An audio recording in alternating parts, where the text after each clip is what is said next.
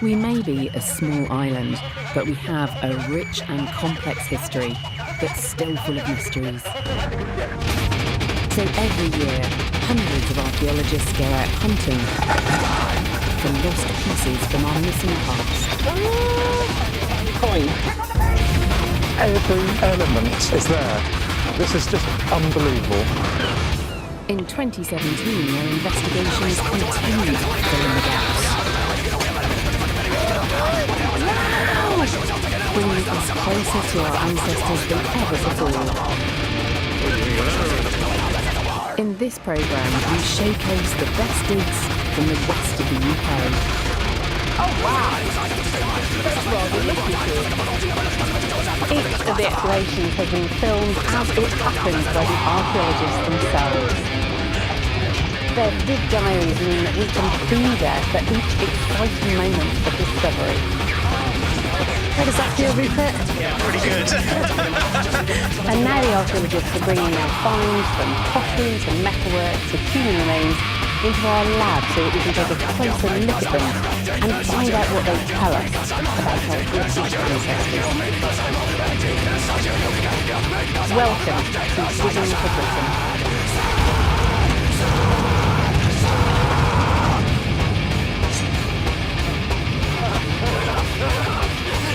In this programme, I'm joining archaeologists in the West to share their biggest discoveries. Near Stonehenge, a lost prehistoric monument is transforming our understanding of Stone Age Britain. I mean, it looks like writing. It's amazing. In Staffordshire, an incredible hoard of 2,500-year-old gold reveals our Iron Age ancestors' surprisingly continental tastes in jewellery. Absolutely beautiful. In Repton, we come face to face with Vikings and discover some surprising new information about their bloodthirsty invasion of Britain. Are they female warriors? My father's son can still dance on a mystery, and that leaves me nothing. Many times I've wanted to die, so I So exciting and using this concept to find out how the artefacts in this collection can help us broaden out those stories of our new discoveries from the West. Our first book takes us to Slipkok, deep in the heart of our most treasured prehistoric landscape. Over 2,000 years old, Slipkok has the largest stone circle in the world, measuring more than a kilometre in circumference. It's part of a vast network of prehistoric burial mounds and monuments, including the world famous Stonehenge. We used to think that this was just a landscape of sacred sites, but now we're challenging that. For centuries, investigators have been exploring the sacred landscape of Oldbury, romancing the stones, painting this picture of a landscape that is almost devoid of life, but visited when people came to worship and to bury their dead there. But archaeologists are now interested in looking at that landscape not only as a sacred space, but as a lived-in place. If they can prove that Oldbury wasn't just a dead ritual landscape, but the prehistoric people actually lived in and around the stones, they will transform our picture of Stone Age Britain. So, teams from Leicester and Southampton universities have joined forces with the National Trust and are focusing on two spots: exploring in the fields that surround the stones and within the very centre of the circle itself. Oldbury Stone Circle is too precious to dig, so they're using modern surveying equipment to investigate without causing any damage. But in the fields overlooking the monument, the teams have been granted privileged permission to excavate. Okay, well, here we are, day one. It's a protest of beginning the excavation. It's the time of the 20s, and at the time it used to be reflecting of the early and These ancient fleets were an intriguing breed of prehistoric people who were actively present in the fields surrounding the stones. But all these tools have essentially been dropped by people passing through, or were those people more permanently settled here? To find out, the teams examine every inch of ground for evidence of Stone Age flintworking. One of the issues is the fact that it's not always easy, especially when you're digging, to recognise what's worked and what's not worked. So the basic policy is for people to keep everything that they think might be worked, and then afterwards we can just sort of go through the trades and root out anything that isn't. And with expert eagle eyes, the careful scrutiny soon begins to pay off. We found a rubber sheet that made a peak on it.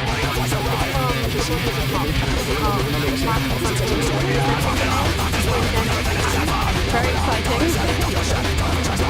Over 5,000 years old, this pottery confirms that Stone Age people were active in these fields during the lifetime of the and beyond the circle itself, the team's survey has produced even more extraordinary results. It's revealed a series of giant stones that once made up a square in the middle of the circle, and at its centre, what appears to be the remains of a house. This incredible revelation suggests that people might be living inside the circle, but were they also living in the surrounding field? Some of my straight today. Because this one has been recut all the way around in a square. The scraper on its own isn't evidence of occupation, but each tool was discovered adds to the picture that's emerging of a busy Stone Age landscape. It is profound. Apprentice level. They're not going to be made by kids. It wasn't made for still learning how to navigate. And it's quite hard to find that kind of evidence of different skill set that makes it a bit more human.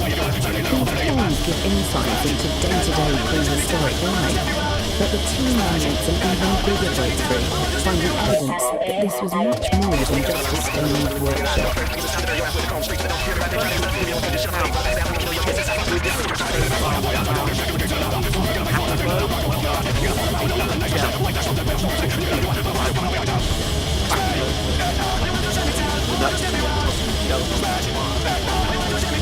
team has uncovered several of these pits across the site, and for Josh, the evidence is mounting up that our ancestors weren't just working, but living here.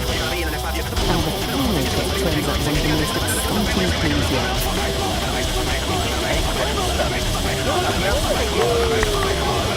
In the Neolithic, our ancestors made the transition from being hunter-gatherers to settled farmers, and they used stones to grow cereals. For the archaeologists, it's further evidence that people were living and working in the shadow of Avebury. This dig has produced some incredible finds, but how does it transform our picture of this iconic monument and the surrounding prehistoric landscape? I've invited site directors Mark Gillings and Josh Pollard into the lab to find out. And first, I want to know more about this astonishing house. The really exciting thing was the discovery in the middle of the circle here. This is extraordinary. So we've got the obelisk 7 metre long, so it would have stood to about 6 metres high. So walking with then we have a square of substantial standing stones, 30 metre in diameter, centred on. So the present lost in space. So this is not This is a square circle. That makes any sense whatsoever. Suggestions on a basic. Square. I don't think you can get anything. Square. So what's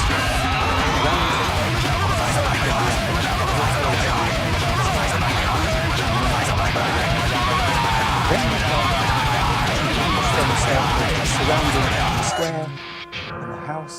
The geometric centre of that circle is slap bang in the middle of the house.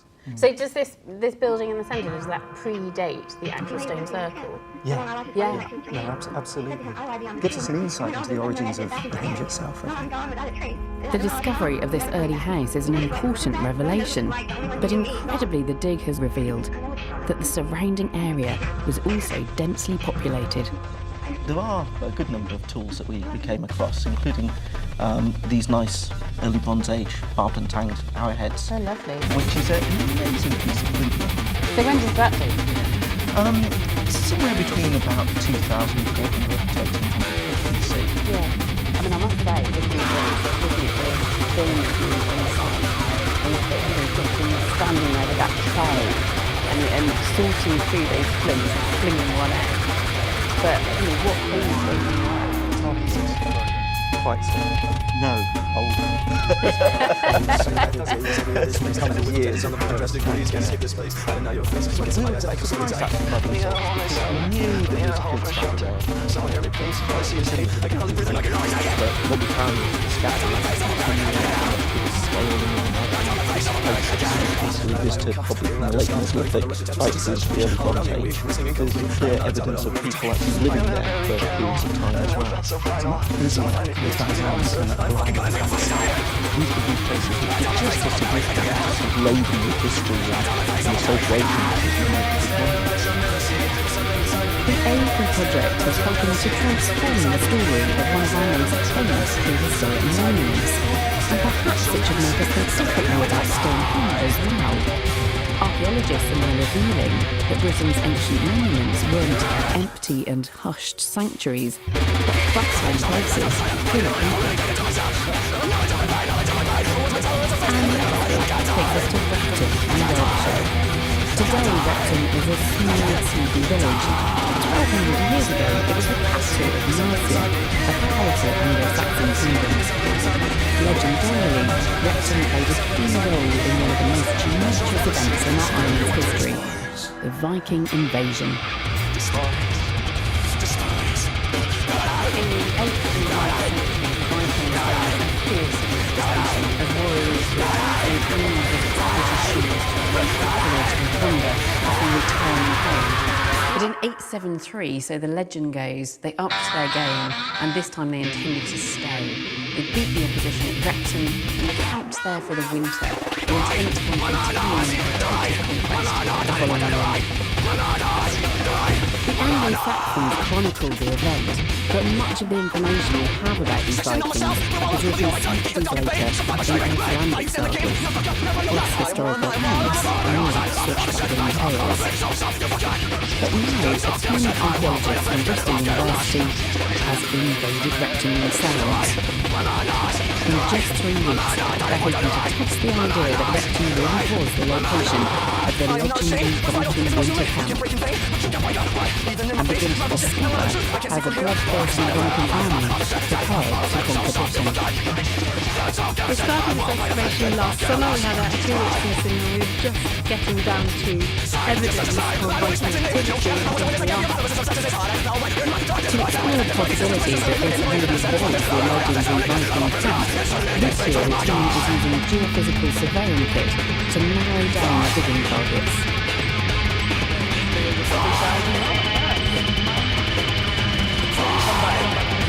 There's obviously a lot buried beneath the ground here, but only the unit will tell whether it's hidden evidence. The team is divided their most promising trench into sections, and it soon reveals the first clue that someone here could have been setting out a camp. This is the surface here, and you can see it's a just completely compacted, pebbly surface in a kind of loamy deposit. You can see just thousands, millions of pebbles all compacted together. When it gets wet, this place becomes a crackmire. And what you really want to do is keep your feet dry. Precisely, and if you have to have tents and things like that, having those surfaces is really helpful. The team needs to work out whether this pebble surface was indeed part of the Vikings' winter camp, and that depends on finding characteristic datable artefacts. For Mark, this is a particularly exciting dig because in the 1980s he excavated nearby and found a mausoleum with an almost identical pebble surface. And on this, one of the most intriguing archaeological finds ever made in Britain. Essentially, we found a gravel around the outside that came around the cornerstone,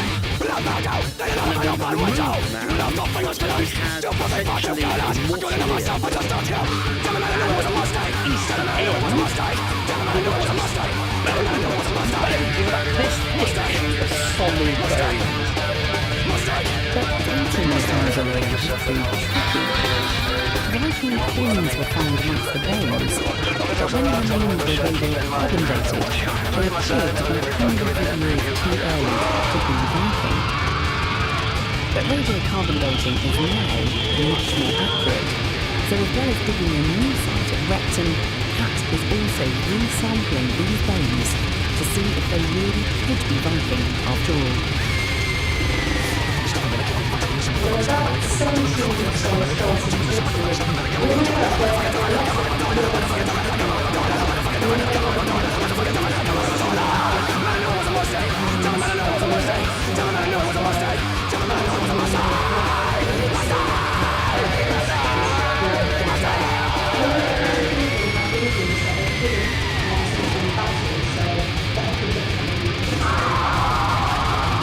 But what Kat really needs is an accurate date on these bones, and she's hoping that new methods in radiocarbon dating will settle the question once and for all. Do these human remains date in the time of the Vikings?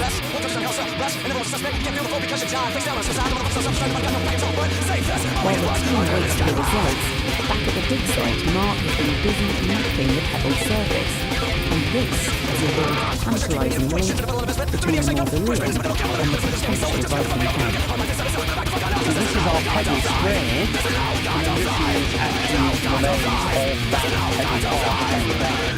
So they built a park to keep their feet dry, going into the As the archaeologists reach the 11th, they're starting to find clear evidence that this camp was set up by the Vikings. Very delicate piece of bone. Well, it looks like a blade. Very interesting. Is it iron? It's definitely iron, yeah. These discoveries are proving that the Vikings were camping down here, and they're beginning to build up a picture that the army wasn't just waiting out the winter, but preparing for total war against our Anglo-Saxon ancestors. Just looking through some of the pieces of slag that we've got, this is metalworking waste. So these camps aren't just a place where you wait for the next battle, but you're actually doing a lot of active work, preparing, making new objects, and so on. After 3 weeks of digging, the team has for the first time found hard evidence that Repton was the site of the original Viking camp. And as a home expert myself, I want to find out if those scars belong to the Vikings themselves. So I invited Kat onto the lab to review it all. Okay, okay, so they are all completely connected. They are.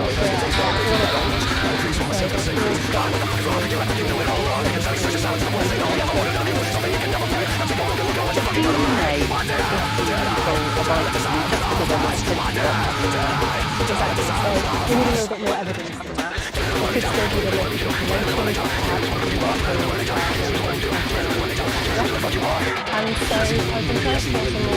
from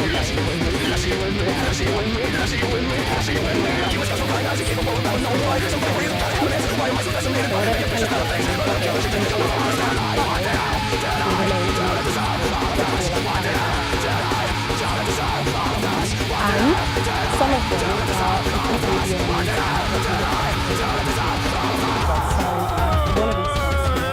as a buying very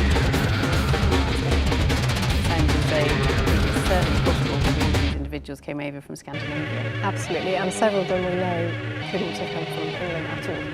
And this skull is very definitely male.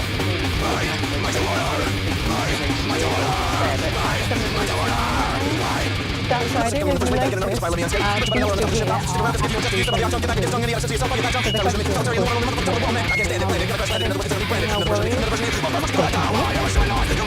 it's actually impossible to know whether these really were female Viking warriors, but there were definitely women at Wrectum. A lot of them do have images. They were clearly in battle. We have evidence from elsewhere around the world that women are buried or represented different warrior days. So certainly a possibility. During the dig, the team didn't just find evidence about who was camped at Wrectum, but about how the army was preparing for invasion. We found some things that were definitely associated with the Viking. Most obvious are probably these two nails here.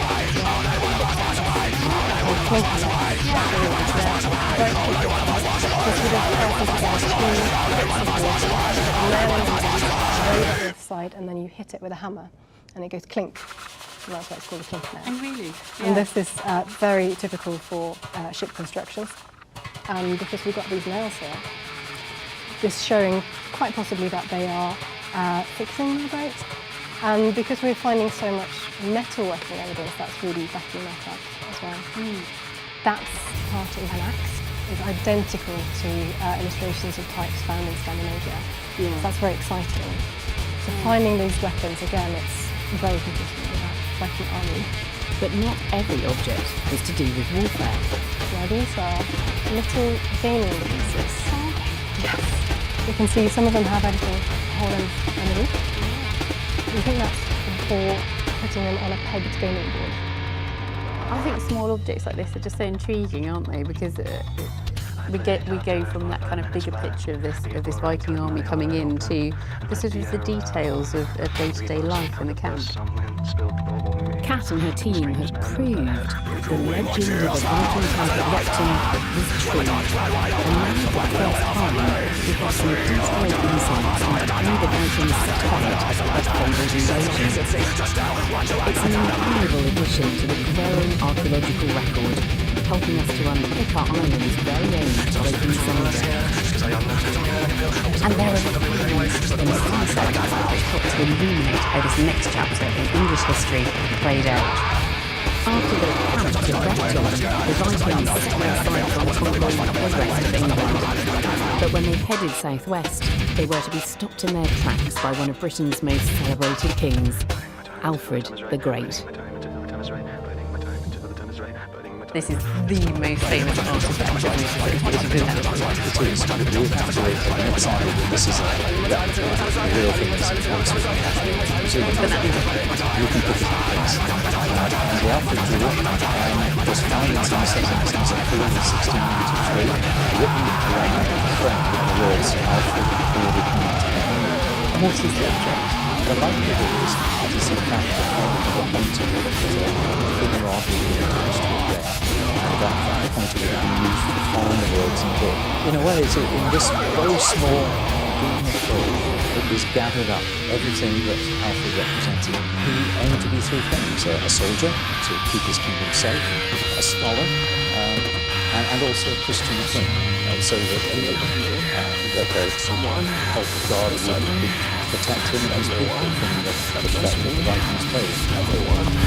Alfred dedicated his life to resisting the Vikings, and without him, British history would have played out very differently. And of course, eventually, the Vikings against the Vikings. We did address the great war in the Anglo-Saxon conquest in the late 70s around Easter time, when having put away in the fen fastnesses of Catherine, burning the cakes, and we then went to Egbert's stone walls, borders of the cottage, gathered by the sunset, watching the conflict between Alfred's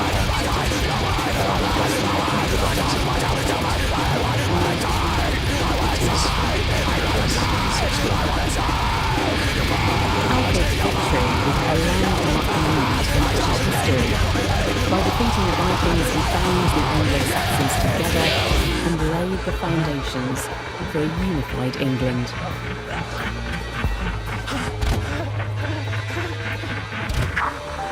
Our next dig takes us forward 1,000 years in British history to Borrow Island in Portsmouth Harbour, and from famous kings and Vikings to humble, unmarked graves. Borrow Island is a tiny, tidal isle overlooked by the forest historic naval dockwork. Portsmouth was a thriving maritime hub during Britain's age of empire, but this particular island has a much darker story to tell. Burrow Island was nicknamed Rat Island in the 19th century, where, as local legend has it, the rodents fed on the dead bodies of people buried there. Recently, that legend has been proved true as the forces of nature has revealed the bodies buried here.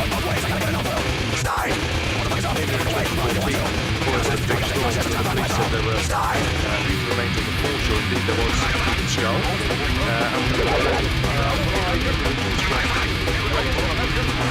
Surface of the cliff on the island. Now, in the summer of 2017, Richard and his team have returned as 3 more graves have been exposed by the tenants. They believe that Rat Island bodies belong to criminals incarcerated on prison hulks moored in Portsmouth Harbour in the 19th century. These floating jail ships housed children as young as 8, and many on board would have committed only minor crimes.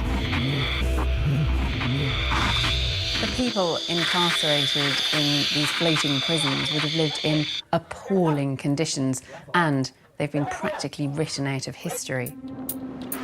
While we will never discover their individual identities, this did hope to bring their stories back to life and to tell us what the Britain of Empire was really like for those who fell foul of the law. The team has just 4 days to investigate. Each day that the bones lie exposed to the elements increases the risk of them being washed away forever. And they have to work extra fast with only a short window between hides to look for skeletons. But only hours into day 1 and they've made incredible progress. So, which is that is here.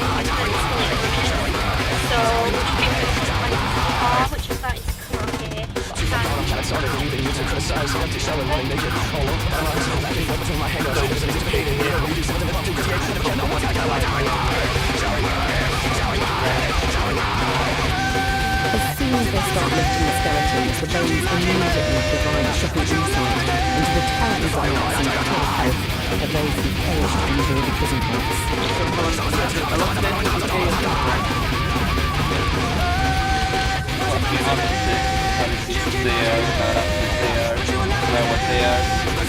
And the skeletons aren't the only evidence suggesting that disease was dropped on board these ships. This black layer within the material, and it's that looks like pitch or bread. There are some prison hulks being burned on the island, especially We know from documentary evidence that those on board the prison hulks were beset with diseases such as typhoid, cholera and smallpox. By the middle of day 2, even more burials are coming to light. Right, did you say there's something unusual about the one you're looking at? More bones that suggest perhaps it's a double burial, stacked on top of each other.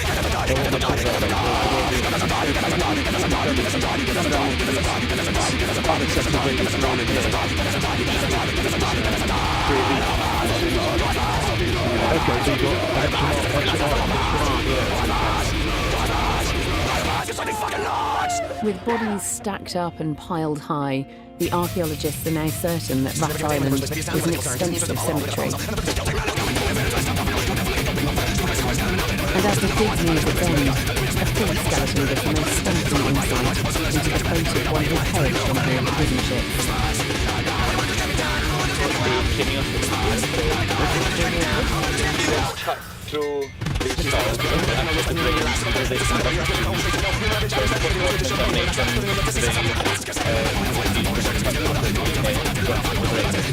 The skull has clearly been sawn open. His craniotomy could have been carried out as ad-hoc motion on this body. After just 3 days of rescue archaeology, the team has recovered 4 skeletons of people who may have spent their last months and years in terrible conditions on board prison ships, ending up in unmarked graves on the island. To find out what the team has learned from these burials, I've invited Richard and Nick into the lab.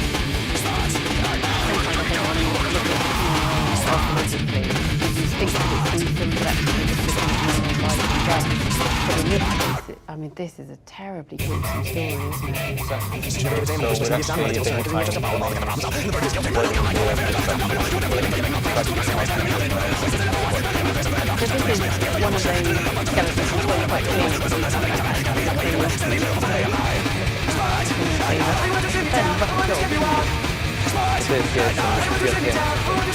Open the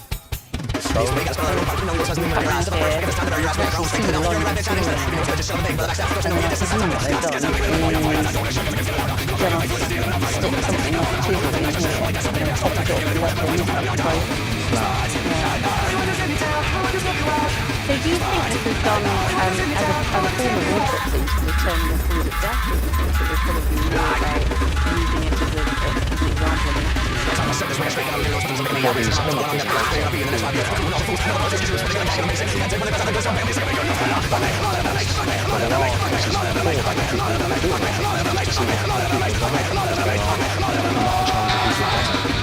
But looking at this skeleton now, it's impossible for us to determine the cause of death. What we do know is that mortality rates were high on the prison ships. It must have been an utterly horrendous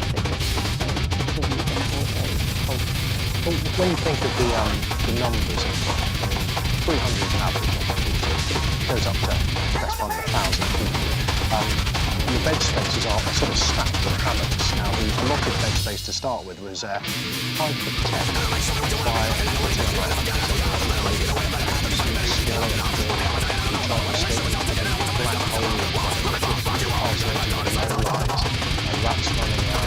disease was life. The death rate was up to about 5%.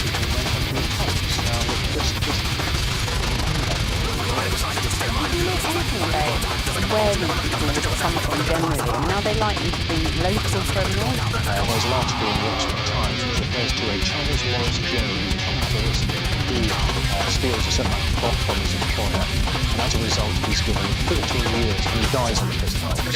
The newspaper goes on to report that the body of Charles Morris Jones was removed from the ship and buried on the convict's burial ground at Rat Island. It's a very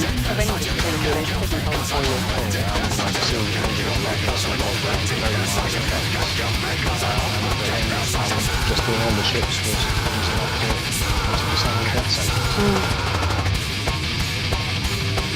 Rat Island's graves give us a unique insight into the grim realities of crime and punishment in the early 19th century.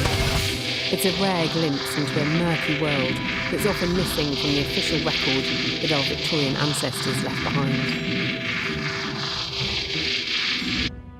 Our next investigation plunges us back more than 5,000 years to a time when Britain was on the cusp of enormous change.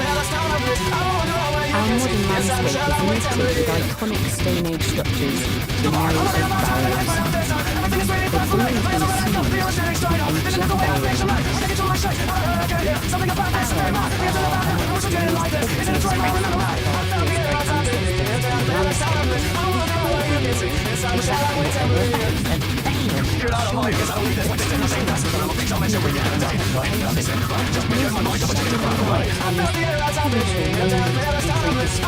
When our ancestors made the transition from being hunter-gatherers to being farmers. The first dig in our prehistoric two-parter takes us to the mysteriously and rather gruesomely named a recently discovered barrow which sits in part of the world-famous Stonehenge literal landscape. This summer, a team from Reading University set out to investigate it. The first time a long barrow has been dug near Stonehenge for over 50 years. We're at the end of week 2 at Campsgrove. We've exposed all of the archaeology and everything is there. This is just unbelievable. Jim has been reasonably excited. Because centuries of ploughing have destroyed the land itself, the team feared there would be nothing left to find. But the cultivation below ground level is much better than they'd expected. The foundations of the barrow are clearly visible, and they now feel they've every chance to find out how the people who used Stonehenge, there is their dead. This is something that would make some really good pictures of early Neolithic pottery. It's the sort of soil that makes you want to jump in and start digging. Spurred on by their finds, the team sets to work plowing inside, and their efforts soon fail. As they reach the deeper levels, Neolithic finds become thick and fast.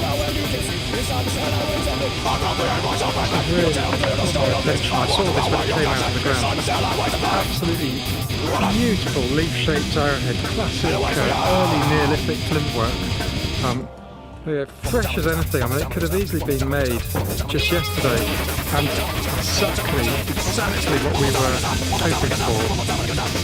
Dating to around 3,500 BC, the arrowhead is sparsely writing the Neolithic burial mound. But as the day progresses, the site becomes more and more baffling. There are no bubbles, no skeletons, single bones. Instead, it is scattered away post-holes, and its leading gem to an extraordinary conclusion that it is nature. That's the effect concept. I mean, we can see post holes showing up and beam slots. Catherine is odd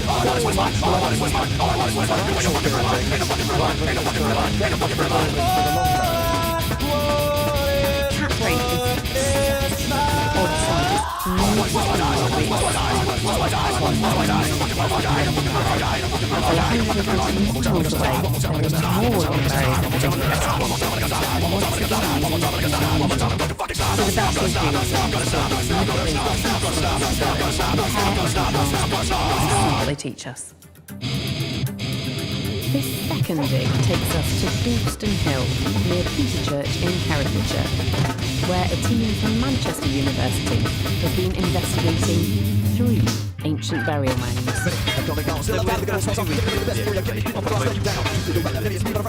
Cleaning down. The mound itself was destroyed long ago, but the underground preservation is excellent, and yet again, as the team go in search of burials, they make a totally unexpected discovery. The base of a circular coastal. Just like a Catherine, this team expected to find a burial mound, but what's again, it's something like a building. And here the preservation of the wood is so incredible that Judy even glimpsed how this building was put together. Here, uniquely, we've got part of the typical superstructure of the building. So within this great mass of burnt daub clay, we've got timbers like these. They can see the grain of the oak, and in places you can even see the carpentry. So this one here, you can see 14 pieces of timber with a pin that's gone straight through down into it. It's telling us that the carpentry has been involved in this building's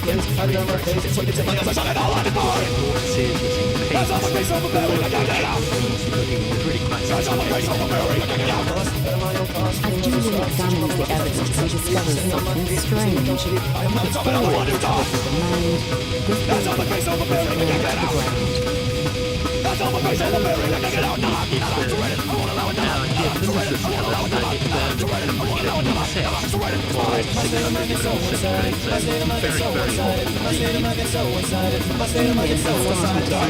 That this monument started life as a large timber building, and when it fell out of use, it was burned to the ground and commemorated with a large mound. In fact, the digs at Dalston and Catsbrain suggest that for decades we've misunderstood some of our most famous Stonehenge monuments. Far from being places of the dead, they were in fact buildings for the living. To find out more, we invited Jim and Julia into the lab. Honestly, they were in Well, let's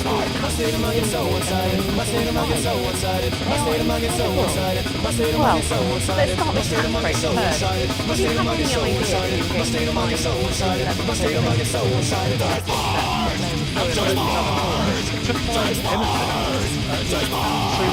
Through the You know, it was one of those moments where your hairs on the back of your neck stand up and you start shaking. It's there. It's actually there, you know, right slap bang in the middle of our trench. I have no doubt in my mind that this is a building. Large, early Neolithic timber hall. Fantastic. And these bits of stone, where are they from? Well, those two chalk blocks came from one of the post holes. Interestingly, one of the very deep post holes. These are absolutely extraordinary. There are grooves here, and these grooves end in little pits. That's right. It's very, very deliberate Very and carefully constructed. And this looks like a groove. I mean, it looks like vital. It's amazing. Yes, the surface of them has been smooth and they've been deliberately incised with markings, which clearly had some sort of symbolic importance to the community. And then that was constructed within one of these post holes. And of course, the whole of that building is used as that symbolism. I think that's fucking horrifying. And So again, we have to say that cemeteries, where people bury their dead. Each one of ours is constructed over a building. So it's not that you're dealing necessarily with just the 200 people across the two banks. So you've got a transformation of something that is a building to live in to a house. I think what's important is that they're forming more visual. And one of the ways that draw these together is working at buildings. That's what these human forms are. Going against House Tyrone, House Lannister, or the House of York. The house symbolises something more. It's more than just a household. It's a wider. These are the pioneers. These are our country's agriculture, first time we looked at species. Out of this landscape, they're queuing of our own society, and all of that represents the So you think there's something really important going on when it comes to marking this advantage, marking this change in lifestyle? Yes, it's this moment of change, I think, that people remember for many, many generations afterwards. So first of all, you build the halls, then you burn those halls down, you transform them into long mounds, then those long mounds attract further hunters and people come and dig pits into the mounds and place objects like these very nice axes into those. Then there are more formation going on in pits and long mounds, and everything that happens on this hilltop is venerated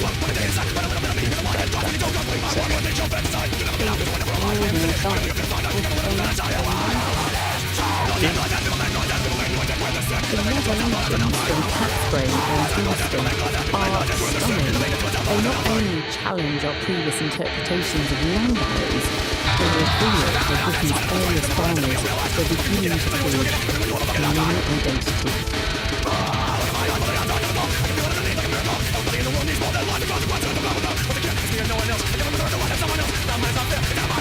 Our next stop takes us to Slipkok in the heart of rural Staffordshire and the discovery of an incredible 2,500-year-old trove of buried treasure.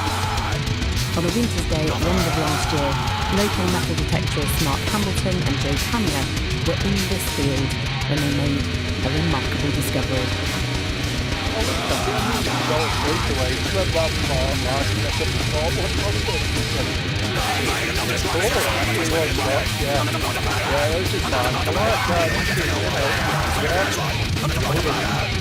But then they found 3 more. And knowing that these talks were something rare and special, they reported them immediately to local finds liaison officer Teresa Gilmore. She was equally stunned. Just after lunch, with Mark and the finders turned up, sat down in front of me, reached into his bag and said, "I've got something to see." Pulled out the ball duster, opened it up, and then pulled out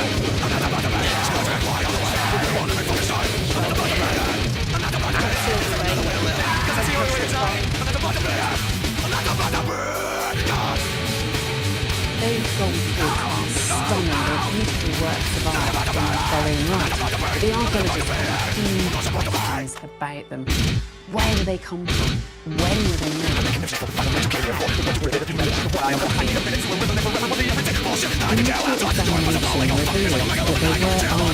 date. But to hear what else has been discovered, I've invited Finds Liaison Officer Peter Gilmore in One of the wonderful objects is this here, out of this here. Is there any context around it? Do you know of any islands activity in the area? No, I don't know of any activity in that area. So, this can have lots of and they're found individually, they discovered these things. Do you think they were quite separate? They were discovered in big individual points out, but looking at the damage and the story, we actually believe that they were originally buried as part of a nested collection. And no idea at all as to the way of being buried. It's very contemporary and contemporary as an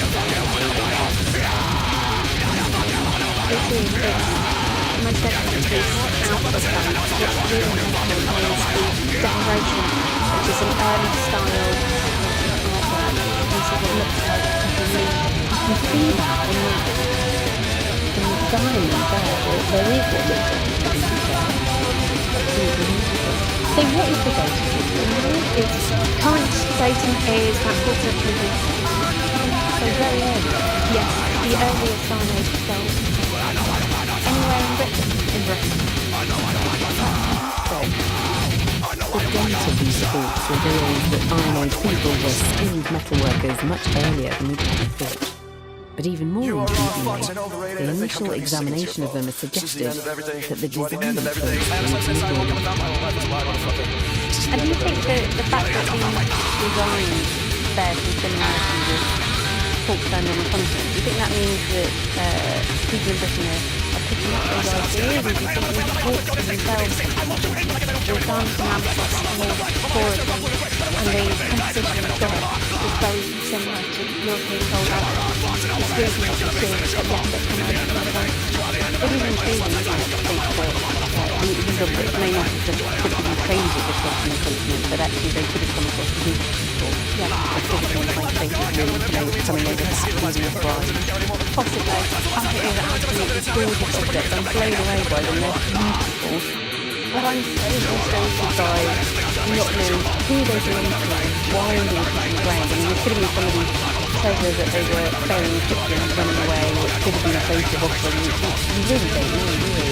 We don't know, but what we do know is that factoring the Muslims to this continent. We've got continental style support, and the metallic composition is that of continental gold. And you just didn't expect to find that. We didn't expect to find that. There are still many mysteries around this Iron Age buried treasure, but we now have a fantastic new insight into the sophistication of our ancestors at this time, and we know that international links penetrated deeper into Britain than we thought before. The Iron Age marks the final chapter in British prehistory, the time before written records began. It is our next big show. Even when our ancestors began to document their lives 2,000 years ago, archaeology still holds the key to understanding their world. In AD 43, the Romans arrived, but it wasn't enough for them to come, see and conquer. They wrote about it as well, and so they recorded their battles and their building projects with posterity. It seemed that when it came to the British countryside, they ran out of time. And so there's always been a question over how far Roman culture and influence spread into rural Britain. But archaeology in Hampshire's Moorstone Valley is shedding new light on this mystery. In the 1980s, archaeologists digging here discovered a Roman building of 1600s that its mountains in the British Museum. With little to go on except its quality and its rural location, it was labelled a good. But a new investigation of the site is leading archaeologists to a radical research. We have an interesting periphery, in the middle of the geophysics block, we have this hexagonal building. Now, this hexagonal building has put a whole new idea to us, but in fact, this might not be a villa, it might be a religious site. We think that this might be an interesting Roman temple. As the team clears away the topsoil, the foundations of the hexagon become astonishingly clear to the eye. If this turns out to be a temple, it would be hugely significant. In an isolated location like this, it would suggest that Roman culture was far more ingrained in the countryside than we've ever imagined before. So the team hunts for evidence that the Romans were worshipping.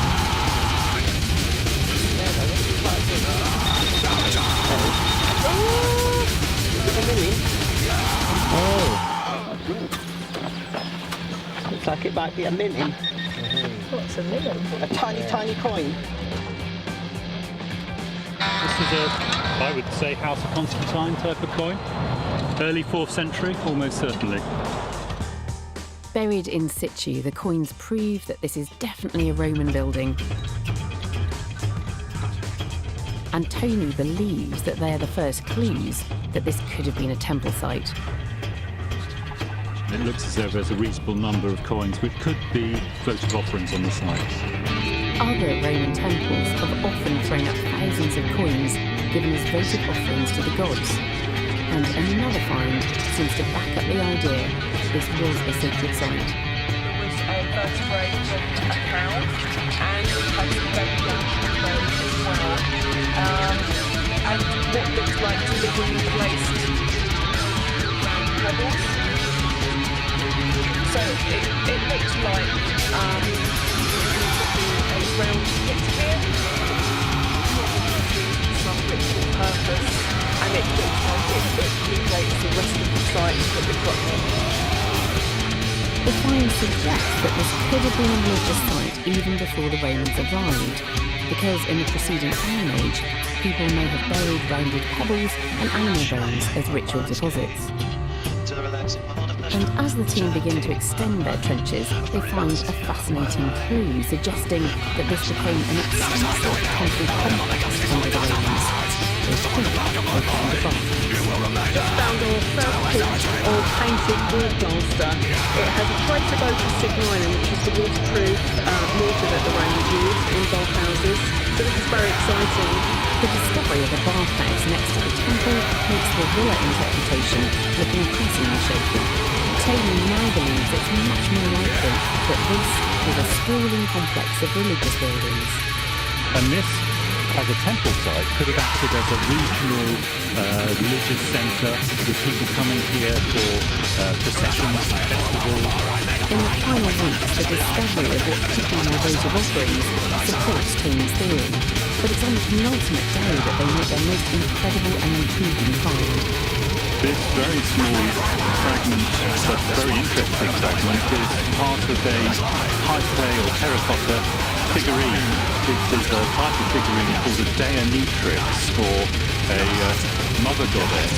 What we've got is just a small part of it, which is the back of her head. The goddess figure is the icing on the cake for a fantastic dig that seems to have revealed a complex of sacred buildings. But is there enough evidence here to prove that Roman religion has taken root in the heart of rural Britain? Tony's joining me in the lab to discuss these finds. Oh, Tony, this is utterly extraordinary. What we thought was a villa looks like something much more practical. This is very interesting site. It's actually two buildings. We have a large so-called aisle building, we have the bathroom, and we have the hexagonal, which is the site. There are only 4 hexagonal buildings, and all of them are different. It is really unusual, isn't it? And very, very obvious and very striking.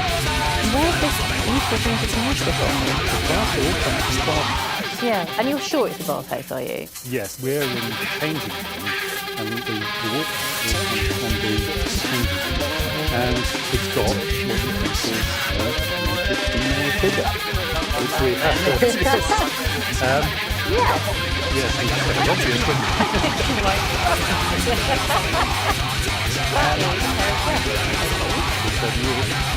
And it's quite usual, isn't it, to find archives of photos? Yes, essentially sometimes quite a lot of popular next to which could be a hospital or doing for visiting. So do you think that's what the original thought for the villa? Do you think that's what it actually is then? We originally planned for us in the 1980s, but we have a lot of elaboration to the architect's drawings. Now maybe you can account for that by saying it's a building that's associated with trees.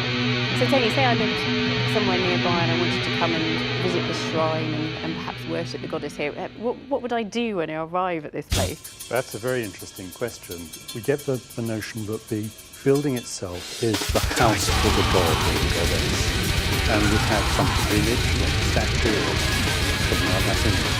So it's not a place for congregation worship. You don't get everybody cramming inside and trying to worship. So most of the activity probably went on outside, and that's why we find things like the pit with the pottery and the gold and so on. And are these the balls that came out of that odd pit? These actually come from within the hexagon itself. They are bolted something like that. So this idea of using small offerings, small coins and like low denomination, isn't it? And then also infinite. Yeah. This is rather small.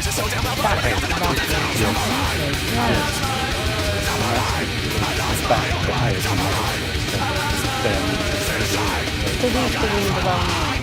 Yes, the main central part, and then important. People probably bought in Britain and then changed them have delivered the grapes. Nearly all of them are grapes, often with the heritage. Yeah, and Day and Nick is such a notion of other goddess. That's right, yeah. But do you think the building is very culture, very ideas about religion permeating further into the countryside and up to the mountains? Exodus, but not the kind of so this is a new idea. The deity, god or goddesses, get a good worship. Probably go quite back down. And I think the people who come to us are probably linked. I rather like that sort of thing. They don't clear the original goddesses out of the landscape. They work with them, don't they? They go along with them. Yes, they integrate with the local. There is a form of influence taking over the local bodies. It's a wonderful thing. It's a wonderful The Greek landscape demonstrates that even a time period as rival collision with Roman Britain can still be rewritten by new archaeological discoveries. And this program has shown how every dig has the power to illuminate and alter the story of Britain, from discovering how the fearsome Vikings prepared for their invasion, to revealing the living and lived-in landscapes around some of our most famous ancient monuments, and showing the brutal reality of life and death, the criminals in the golden age of empire. Our ancestors made the country we live in today, and through archaeology we've been able to reach back through the centuries and touch their lives.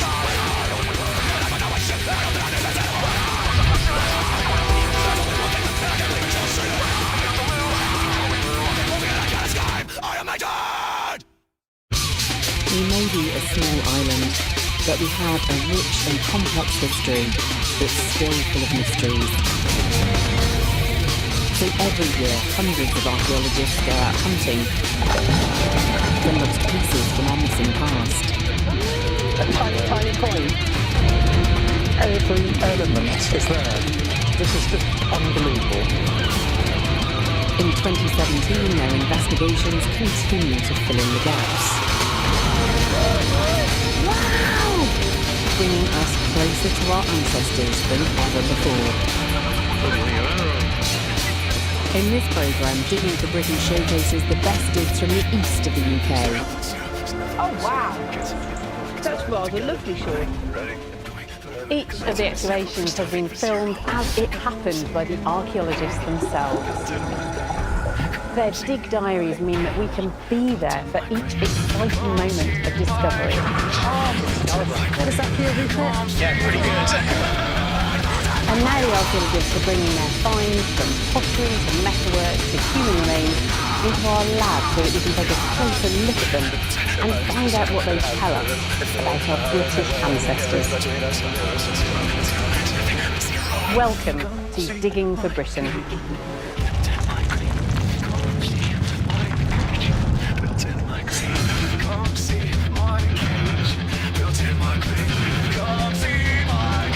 this programme, I'm joining archaeologists in the East to share in their biggest discoveries. We're diving deep in English Channel, rescuing the precious cargo of a lost East India ship. And we travel to Suffolk to unearth traces of Britain's earliest occupants.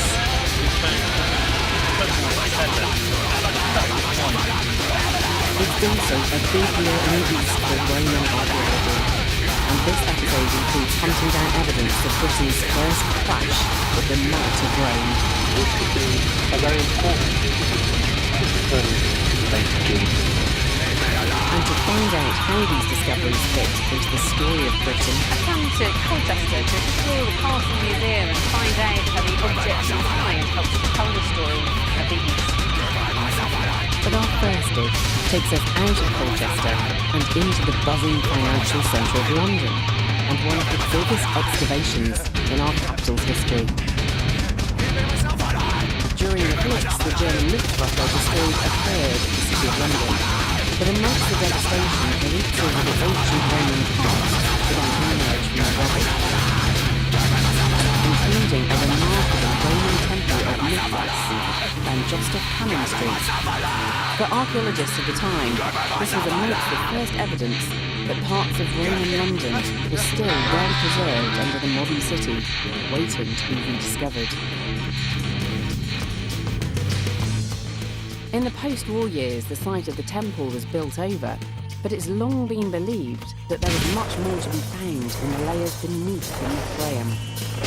In 2012, archaeologists finally got the chance to revisit the site when the global information company Bloomberg started to redevelop the area.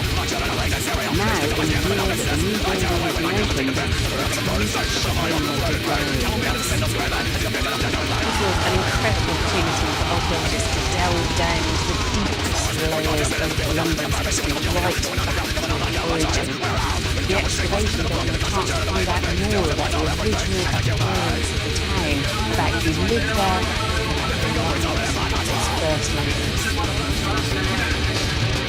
The Bloomberg site was once at the heart of Roman London, straddling the Hallway, a lost tributary of the River Thames. Because the site remains waterlogged, many of the remains have survived. This exceptional preservation gave archaeologists the unique opportunity to explore the realities of life in the very first London. Cindy Whitson is heading up the dig. To be honest, we've been itching to get our hands back on this site since 1954, really, when Grimes found the Temple of Mithras. We knew that there was a breadth of archaeology here that was unsurpassed in the general area. We went 50 metres either side of this exact spot, we wouldn't get the same depth of material. The Romans built London from scratch in the mid-1st century AD. But until now, the original appearance of the town has been a bit of a mystery. However, because the preservation is so good, the team can effectively reconstruct the layout of the entire Roman neighbourhood. What we've got here is a wattle structure, perhaps delineating private land with manhole inside, or it could be part of a building. It's absolutely amazing. I mean, obviously we're the first people to see this for nearly 2,000 years, so it feels a bit special. And it just makes you wonder what's underneath it, what's the next thing we're going to find. When the team began the dig, they were unsure of how much of the Roman town had been touched by millennia of rebuilding over it. But what they're discovering is not just the traces of the original layout of this part of early London, but the very fabric of the streets. Many of the wooden buildings are preserved up to shoulder height, unheard of in Roman Britain. So as well as the street, we have the houses alongside the street and the alleyways behind the houses, and the open areas where they've got in there, and things like that. So we have the whole streetscape laid out in front of us. This incredible work is revealing the multiple modern streets of London lies a Roman timber town with wooden buildings lining the streets and a layout that wouldn't have been out of place in the Wild West. This astonishing discovery reminds us that London has always been evolving, adapting to the needs of its time, from its humble wooden beginnings into the modern city that we know today. Halfway through the dig, the team start to excavate down into the wooden building, hoping to discover new details about the lives of the first Londoners. And they're not disappointed. An annual approach to the top around pinned gone, but it would have been pinned into and then we had a yard gate. And we've had lots of and measures from the site, so the assumption is that they are doing industrial waste and making it here. As the dig continues, the team unearths a wealth of personal finds from 2,000 years ago. The finds look so fresh, the waterlogged conditions have seemingly frozen them in time. But it's one particular group of leather finds that allows the team the most intimate insight into London's fledgling population. We've got coming up for about 500 shoes. You can see very clearly that these are child-sized shoes, and at the other end of the spectrum you've got large men's boots. So we have evidence for families living here. It's not just all about economic life, it's quite a tangible connection to the individual people who lived here. These items belong to the earliest occupants of our capital city. They allow us to populate the ancient Roman streets with men, women, soldiers, traders and children, the first people to call London home. This excavation is producing more Roman discoveries than any other site in London. But then, towards the end of the dig, the team finds something truly remarkable. Small, rectangular pieces of wood. More valuable to the archaeologists than silver or gold, these are ancient writing tablets. There are two pieces of writing tablet here, a little indentation for the wax to go there. They're essentially just left really nice to get close to people. Incredibly, this writing tablet was not alone. In the end, the team finds more than 400 of them, the largest collection of their kind ever found. But the big question is, would they discover any writing on them? These would have been wax tablets. The wax itself is long gone. But are there any traces of the writing on the wood itself? The team is in luck. They can see the impressions of letters. But in order to read them, they need to bring in a specialist. Professor Roger Tomlin is one of the world leaders in translating Latin shorthand. Working from photographs and hand drawings, he has the daunting task of deciphering the writing.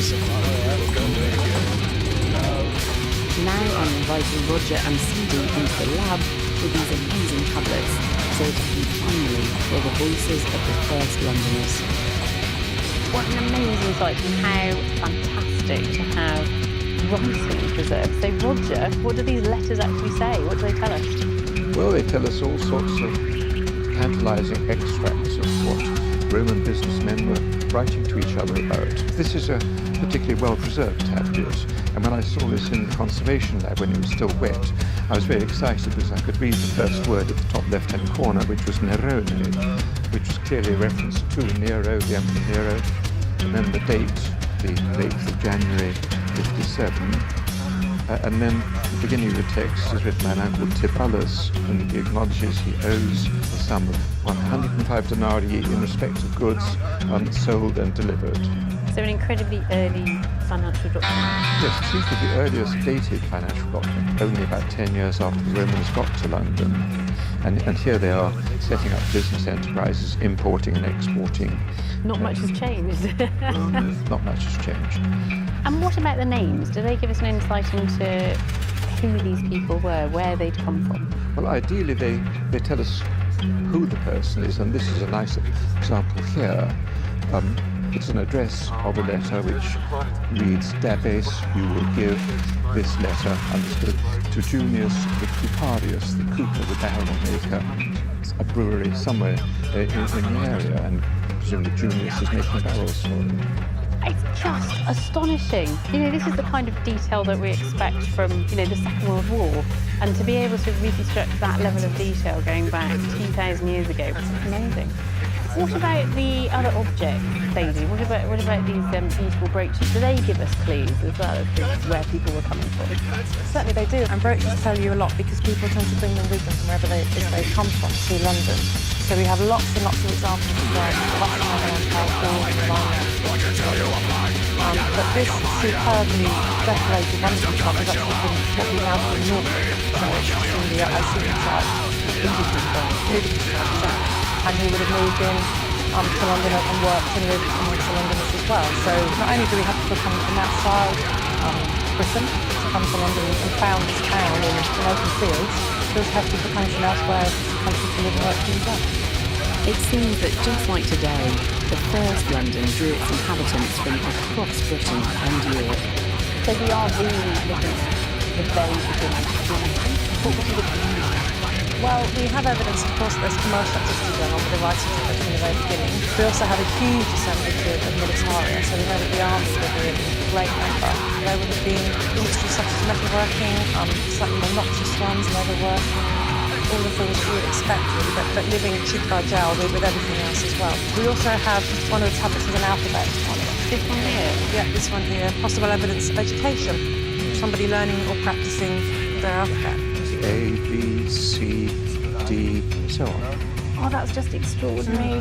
That's wonderful. It's a Roman child learning to read and write. So it's a real mix of activity.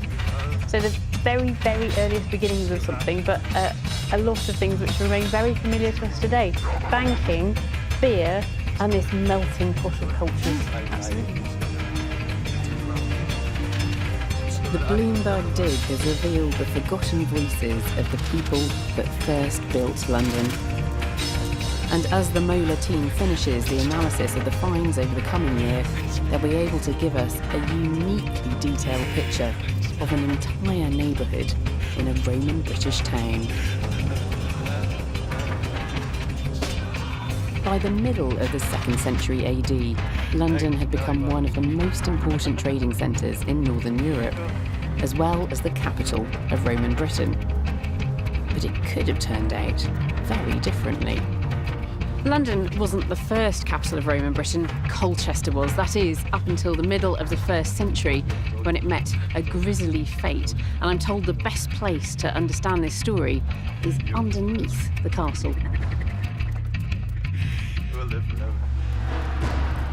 In AD 60, within 20 years of London being founded, the British warrior queen Boudica revolted against Roman rule and eventually led an army of enraged natives right into Colchester. At the heart of the town was the Temple of Claudius, and it was situated right here. Amazingly, its foundations still survive, and curator Glenn Davis is taking me down into the basement to see them. This is incredible, Glenn. Yes, this is a very special space. We're actually standing in a false space. We're standing in a chamber that would have originally been filled with sand, and this construct made up a huge platform or podium on which the Temple of Claudius, the largest of its kind in Roman Britain at the time, would be built. Yeah, what happened to the temple then? Because obviously Colchester was attacked during the Boudiccan Rebellion. It was. Now, you have to remember, the Temple of Claudius was also where the imperial cult was worshipped. In a way, it was a symbol of Rome. And to the Roman Brits, a symbol of their oppression. And this would have been at the time. And after burning a lot of the town, Boudica and the tribes who united with them would beeline to this temple where the townsfolk basically surrendered. And we know from Tacitus, our ancient Roman writer, that they besieged the temple for 2 days. That's been absolutely terrible. Just to see themselves up in this temple when Boudica arrived. It must have been, we're talking about hundreds of men, women, children, hearing the shouting around the village outside. And of course, it starts set fire to the temple, so it starts to heat up. Maybe even elements of it start to fall in 2 days. So it's after those 2 days that Tacitus tells us that eventually broke down those front doors. And then, hence 2,000 years ago, And what about after the event? Is that the venue eventually failed? it eventually fell with a huge loss of life on both sides. And Colchester was rebuilt within that temple, but Colchester never retains that capital value. Moves on to London, Londinium, and it never quite reaches the heights that Londinium does after that. We never quite recovered from that.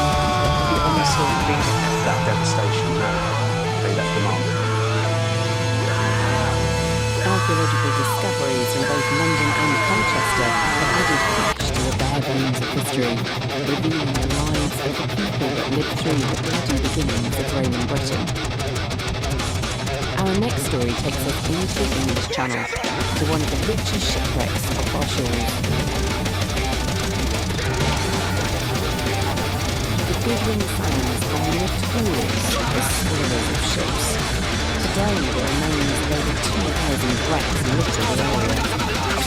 One of them is the Slipkok, a Dutch East India Company ship that sank in 1740 from Thailand to Indonesia. In the 17th and 18th century, Britain and the Netherlands, the two of Europe's leading powers, faced with great seafaring nations, locked in battle for control of the lucrative trade with Asia. For the winner of France is a new threat.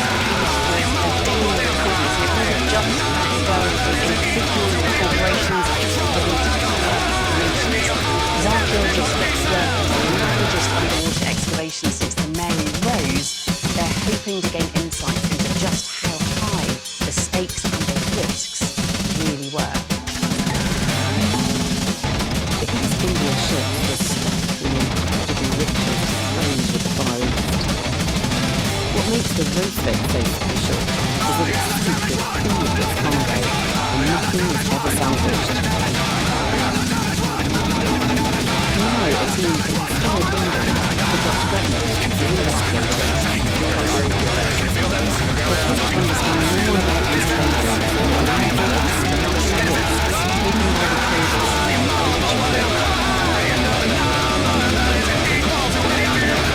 Underwater archaeologists Martin Mendes is leading the research.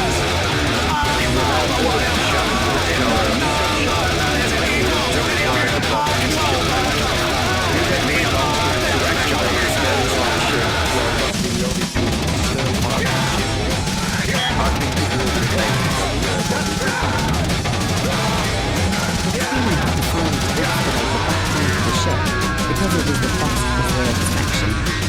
Part of the cargo hold is located here, so they're confident that they'll be able to find evidence of what the Rosebud was taking to the East Indies. But excavating a shipwreck in the perilous Goodwin Sands is a complex operation. The unpredictable weather and strong currents mean that time and tides are always against them. In late August, after months of operation, it finally began a diving operation.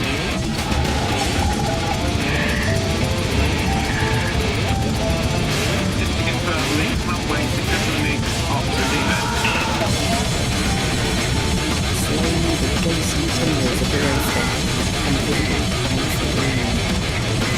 the team gets to work using giant suction tubes known as airlifts to help them clear away centuries of sand on the wreck. Then their hard work pays off. They get the first glimpse of the Rosebud first cargo. That's a few of the artifacts that we excavated so far. We found quite a few down there close together, so it's probably even for cargo, maybe for trading. These cargoes provide first insights into the kinds of goods that have been traded in the Far East. But the team needs more evidence to find out about the ships described there as stolen goods. They need to explore the small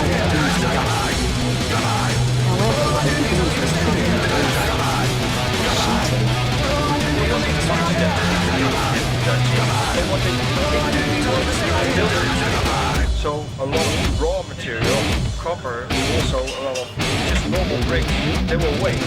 So they were balanced, but in a way they were also sold.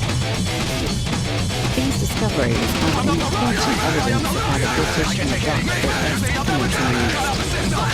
They weren't just out to build towns. The whole reason for taking risks with an 8-point voyage across the pilot and stormy waters was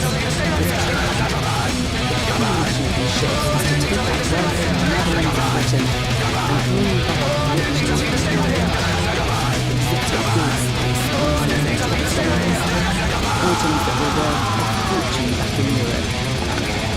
Historical documents suggest that the ship should have been loaded with silver currency, but the team hopes to discover the true scale of the investment involved in a single voyage. After weeks spent living on a research ship and diving day and night, they finally hit the jackpot.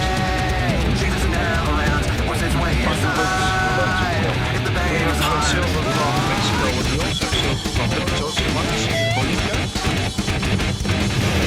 So it's worth £8. Most of the ones that we've got so far have been from Mexico. The East India Company, also known as the Royal Slipknot, traded using Scottish silver. The archaeologists continued on and retrieved hundreds of coins. So it's these long projects made an unusual discovery. They're coming in front. Yeah, they're coming in front.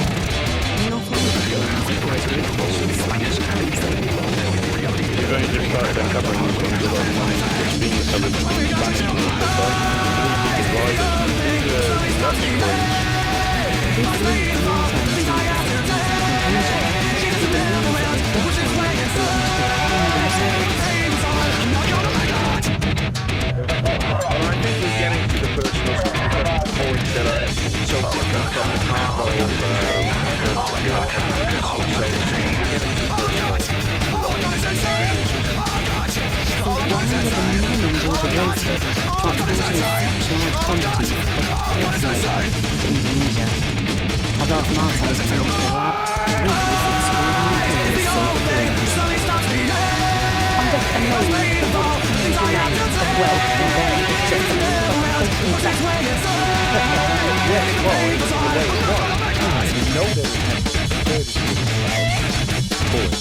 from Mexico, Illinois, on board.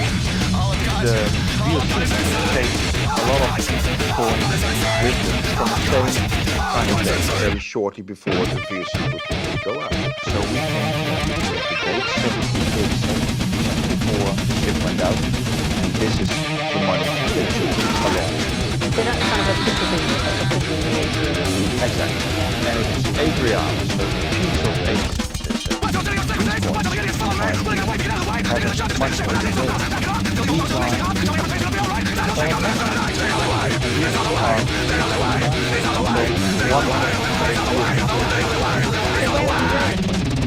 Exactly. Well, there was smuggled. And why would they smuggle money? And who would smuggle?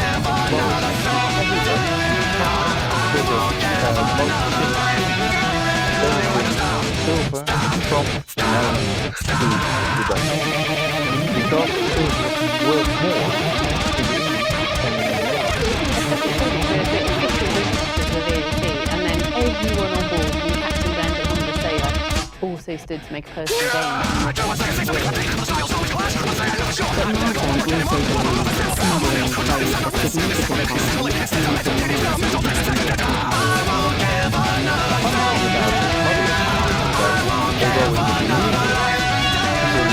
borrow from the Finnish bank money to bring to Rome, and when they lost money, that was good for the widow.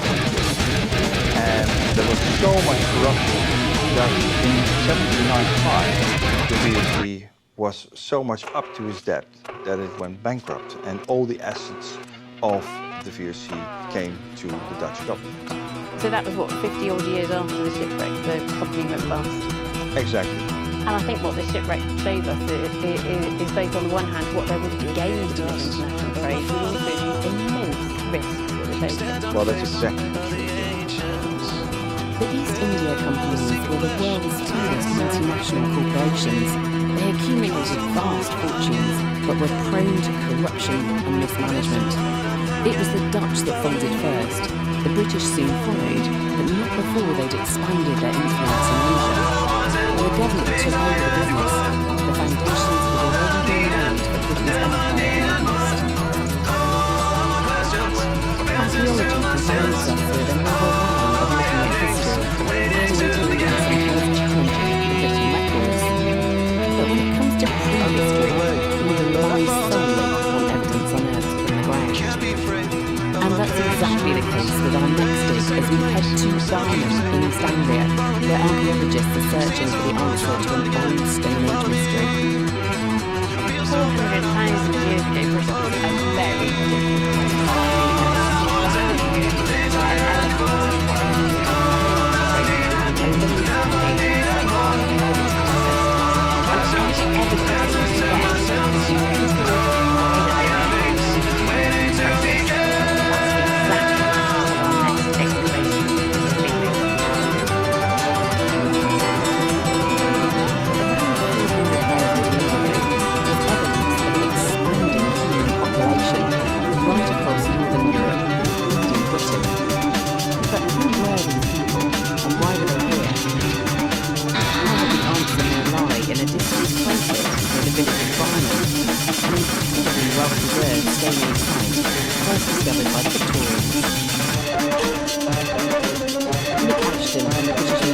is one of the leaders of the team. We're just here for 3 weeks, so day 2 we've got another 20 to go, so lots of work to be done. The team starts the day by trying to discover what the environment was like for some of Britain's earliest documents. Investigating an area that was once on the edge of an ancient lake. It's not long before the team's annual day experts find the market, describing one of the really important elements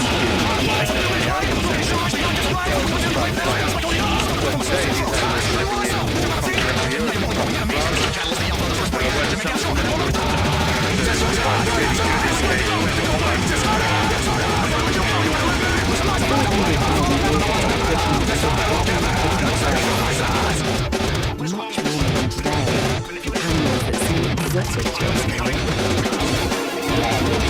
We found the edge of the iceberg. Take it out. It's totally all the wood. It's very difficult to get. Like the results of an elephant show that the tiny fragments of very nice wood.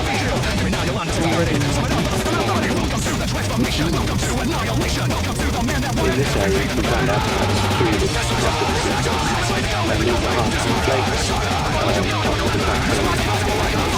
So yeah, this is part of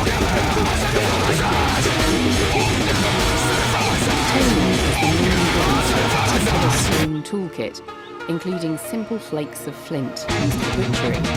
These tools may become remarkable, but the archaeologists are the telltale signs of being worked by a human hand. They're evidence that people were living and hunting here in early Britain. So fragile yet so devious. But then, towards the end of the report, the team finds a more advanced strange technology. So at the end of and found an area just before we packed up. And it's only the third we found from site in the Slipknot. As you can see, it's incredibly fresh conditions, black and wet, very fresh edges.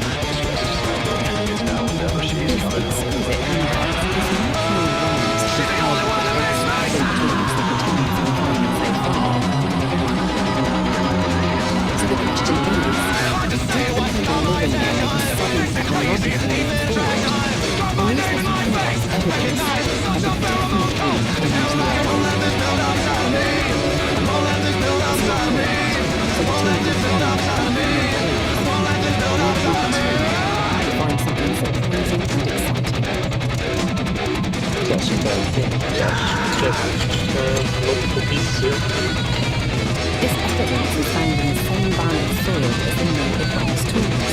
and from the burning pattern of the roots that this could be intentional use of fire to heat. The interesting thing is that what you do is burn equipment's coming up. So it's associated with the room is making a really interesting conclusion is use of fire and manufacturing and manufacturing of it parts of a technological package of the room.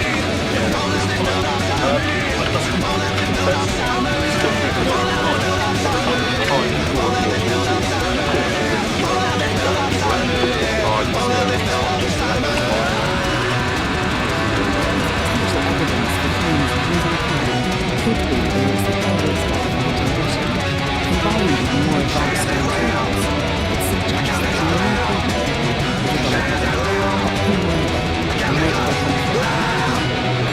Nick has brought some of the artifacts into the lab to help us answer some of these questions.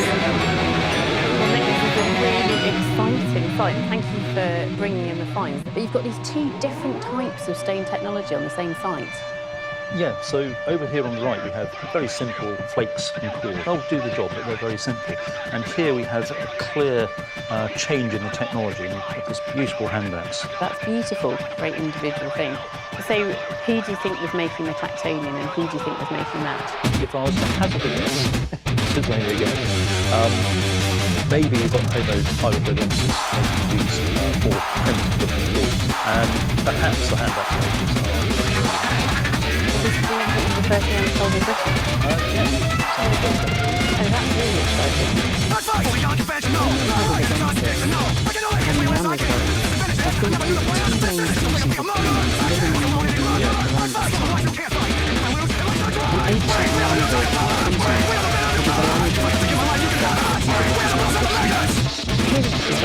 Why are they coming over? Populations expanding and people coming in about and starting to spill further and west. Some of the ideas for Slipknot is more or less around this time was a big deforestation and that's why is now right across Europe, and so the questions were asked because of the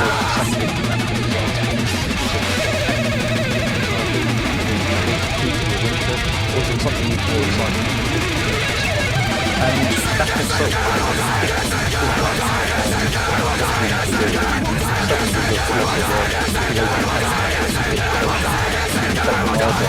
this was such a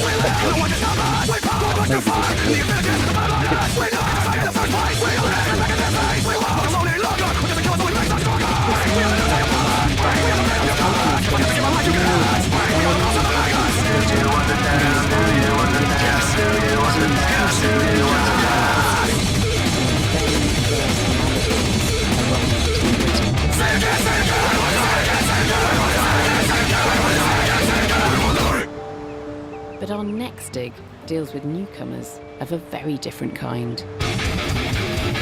We're heading to the tip of Kent and possible evidence of the first Roman invasion of Britain. Ideally back in the start of the beginning of Britain, to see the excavations in advance of the construction of the Kent access road. I witnessed the enormous Domesday burial mounds, Iron Age treasure,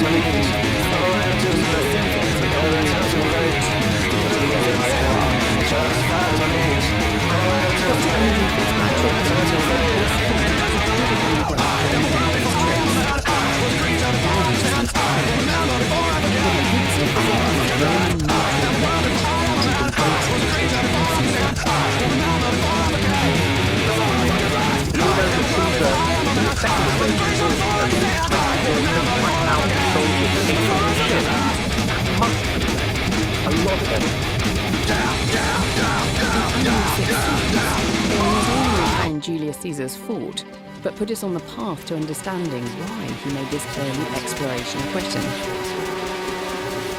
Andrew's first task is to get to grips with the full layout of the fort.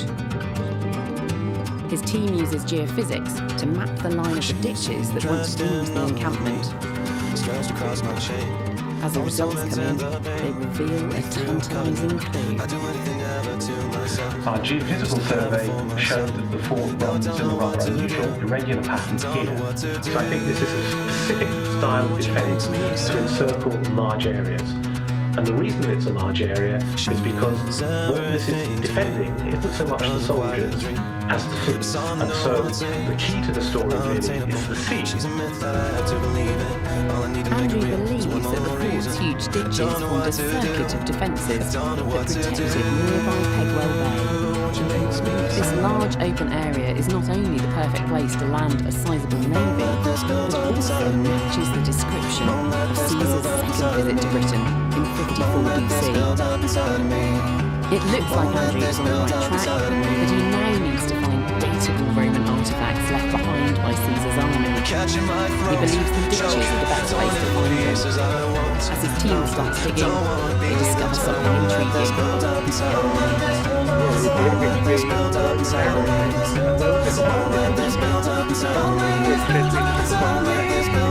That's really the possibility. Yeah, that could be a really important find for us in trying to establish if ditches were dug by the armies of Julius Caesar.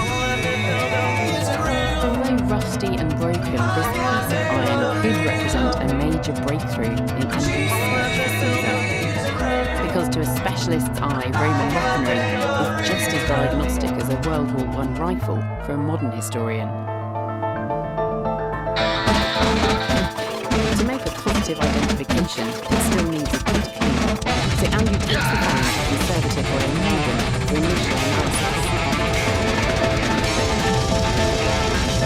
After a couple of hours of work, the weapon turns out not to be an arrow, but a spear.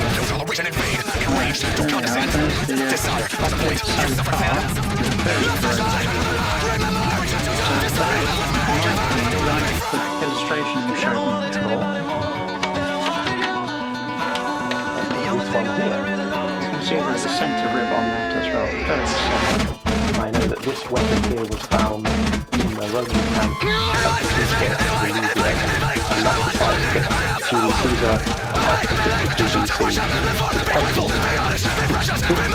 Next week, similar enough to the one from Lydia to suggest that we do have firm evidence for Roman soldiers of exceed in 50 BC. It looks quite close. Does, yeah.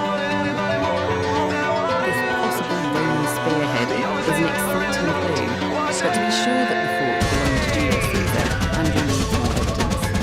In September 2017, he returns to the site for the final time, hoping this time to unearth conclusive evidence. The two returns are joined by the entrance race to the but their first discovery is unexpected.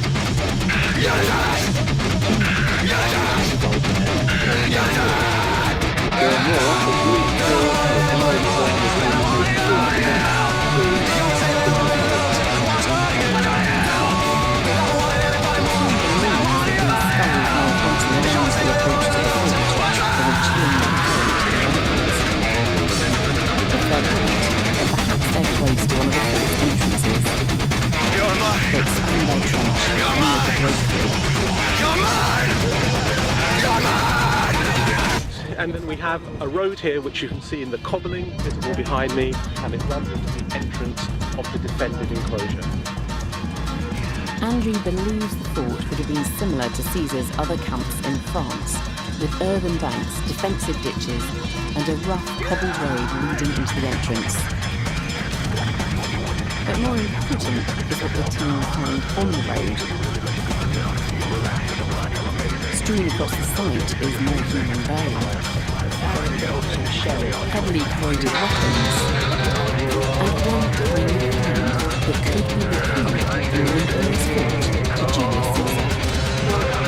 This little bit of iron could be the first hobnail that we found on the site. And you can see there's a shank here, and then it comes down to a slightly pointed bone head.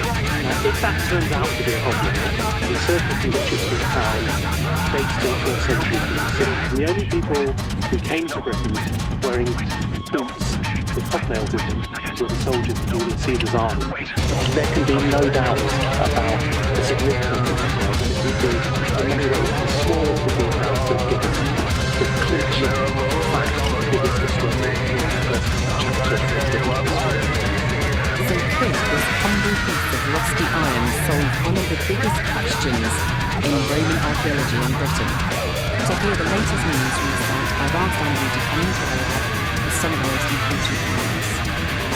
Oh, how exciting, Andrew. What is all the evidence that you're using to come to your conclusion that this probably is Caesar? We have a very large candidate that dates to the 1st century BC.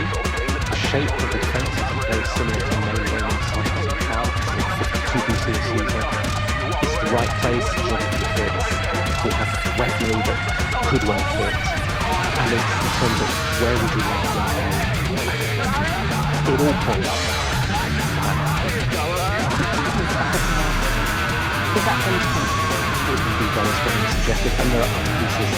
We have a possible Roman weapon. These things here? Yeah, there's a possibility that this is a Roman. And this is the one. It's the same size, it's the same shape, and we know this particular one was found in a Roman fort of 52 BC. And there are other examples found in Italy. And the interesting thing about that is that's where Julius Caesar raised his legions in North Italy. It's starting to stack up, isn't it? With the fort looking likely to have belonged to Julius Caesar, Andrew has started to think about the reasons that motivated his visits. Why do you think Julius Caesar came? My personal view is he comes for the glory, because he's going beyond the known world. For the Romans, the world stops at France. Britain is always a mythical land. They're still not sure that people really live there, and he brings it under the control of the Roman world. So he achieves great glory because of that. There must have been some political benefit as well. Well, one of the key things is what happens afterwards. And this isn't an army of occupation. It's not going to be boots on the ground. The way the Romans work for many centuries is they work with the local rulers and they get the local elite to work with them. When Julius Caesar leaves in 54, he does two things. He agrees the amount of tribute that will be paid to Rome. He also takes hostages. And those hostages are very often the family and the masters of the rulers. And it means that Britain is tied into the Roman world, and the kings of Britain become client kings of Rome, and effectively they are part of the Roman. Caesar's campaign diary provides us with some of the earliest written descriptions of Britain, as well as our first recorded dates. Andrew's made a compelling case for this having been Caesar's fort.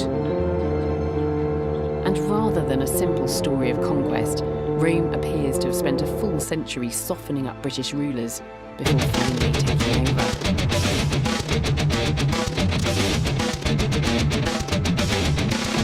I'm dying to meet one of these fine kings, so I'm going behind the scenes at the Castle Museum to examine a hidden map. In the form of an interesting burial, a selection of objects interred with a very important role in the culture. Crucially, it dates between Caesar's visits to Britain and the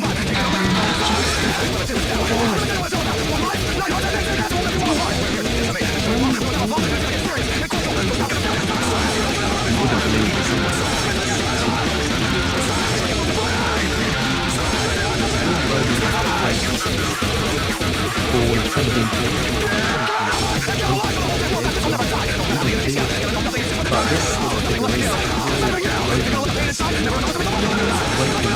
Roman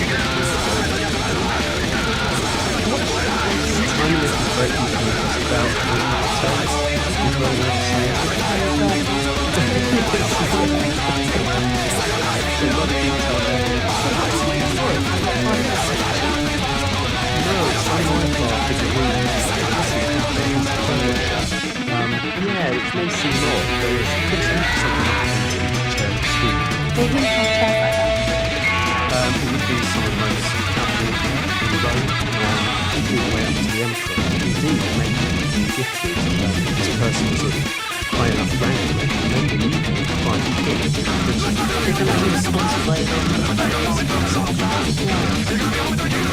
The connection of the Roman Empire gave this individual great rights and power, but the last object suggests that this was more than just political expedience. A relationship with Parliament seems to have been personally meaningful to the British ruler. Assassin's Value was based on the coin of the Emperor Augustus. And what's amazing about this gives us some brilliant dates of this burial. So this burial can't be earlier than about 15 BC, which is when the coin would have been cast. And it's tempting to think that this is a very personal object and maybe there's some individual relationship here. Maybe not with the emperor, but certainly with the elite in Rome.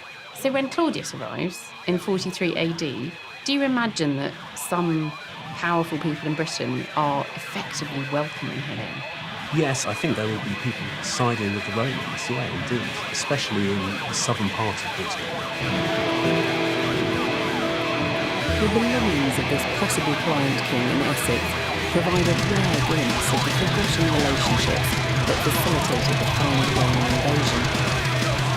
And as Andrew's post-excavation research and Caesar's thought continues, it will undoubtedly enrich our understanding of the very beginnings of Roman Britain.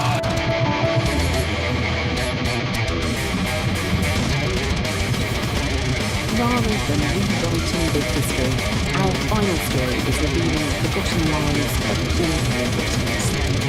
Throughout the 18th century, maritime trade was the mainstay of the British economy. But 1706 saw one of the most catastrophic disasters in all of British seafaring history, when a fleet of 182 ships sailed straight into a winter storm. They were returning from Virginia and America as part of the so-called trade triangle. European goods were sent to West Africa for slaves. The slaves were sold to plantations in the Americas, and in return, tobacco, rum, cotton and sugar flowed back into Europe. It was a wretched but lucrative trade. The hazardous prize was one of the fleet's escort vessels. It sank on the 19th of November 1706 when bad weather forced it to run aground off brackish and wild. During the early 1700s, thousands of ships were crisscrossing the roads. The lives of the men on board are a vital but forgotten part of our history. Without them, Britain would never have become a maritime power or built its empire. In 2016, a team of local divers and archaeologists launched into a new two-year excavation program funded by historic England. Their mission was to recover new details about the crew and the realities of 18th century life at sea.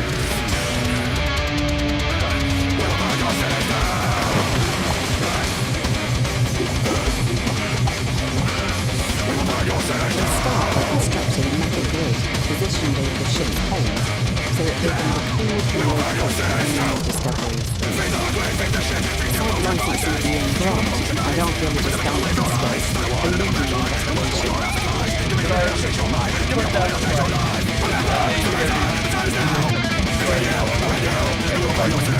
We've gone from one side going over what looks like a barrel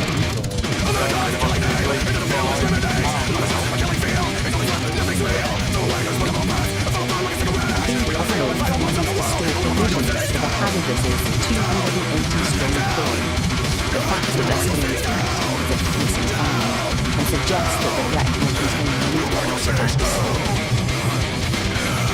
A few weeks into the project, the team made an important discovery related to the man's most crucial job on board.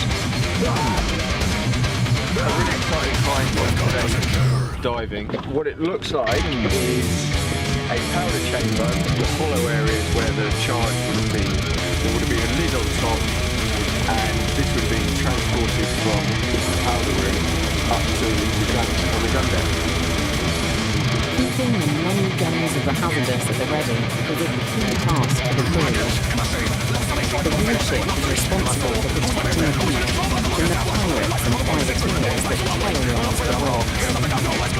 These weapons are a powerful reminder that the men of the hazardous system constantly are halfway through the project, the divers begin to discover some details, the personal belongings of the crew.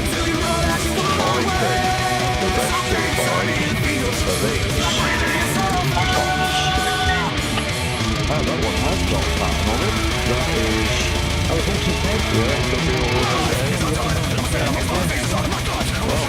Well done, people. Never cease to be amazed, eh?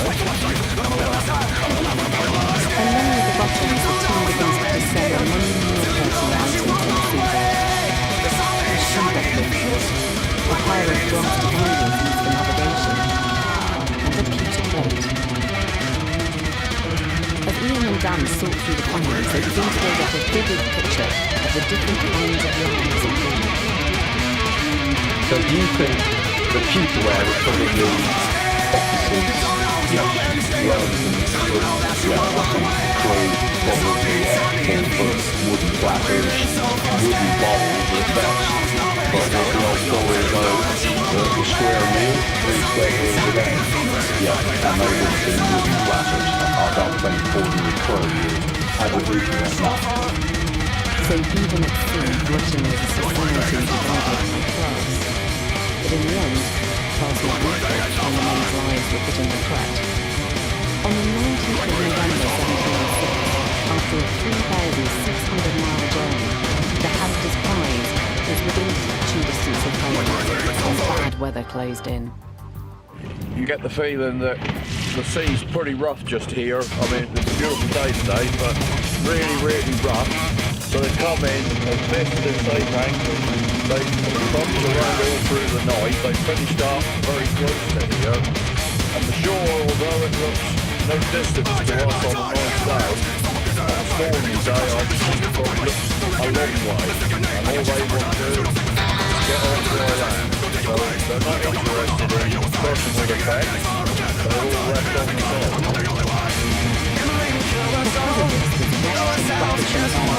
The ferocious waves ripping apart its mighty timbers, condemning the ship to a watery grave. But fortunately, the majority of its men made it to land. It must have been devastating, though, than to lose all of their precious belongings on board, including one very unusual object that's now providing a valuable insight into the mindset of some people. So this is the Elephant come up from Tennessee. Now, this is a ship that's sailing back from Virginia, and forgive me if I'm wrong here, but there seems to be all the elephants in Virginia. No, this is most likely it's come from Africa to America from on slave ship, and somebody's bought it and going to take it home. And this is something that was probably picked up by the officers on board. Make a profit back home. And this task really reminds us of that triangular trade, doesn't it? The fact that the hazardous price itself might not be travel to Africa, but there is ships coming from Africa to the New World, and other ships coming from however they could. But the two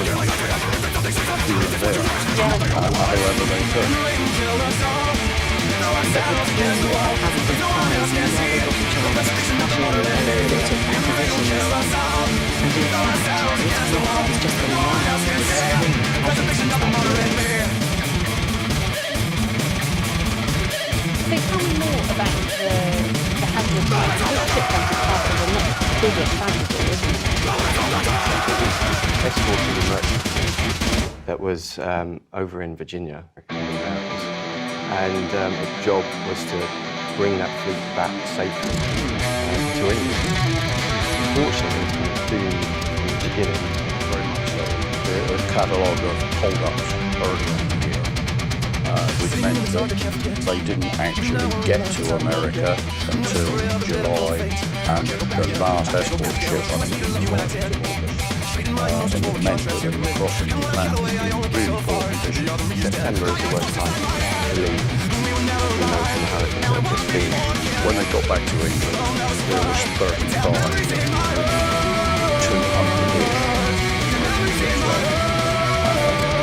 So massive catastrophe.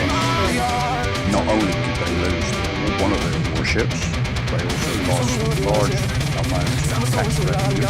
Then on top of that, Russian losses for traders. So yeah, it was I think really contrasting this shipwreck that has survived with the road that went down 2 decades later. And I think both shows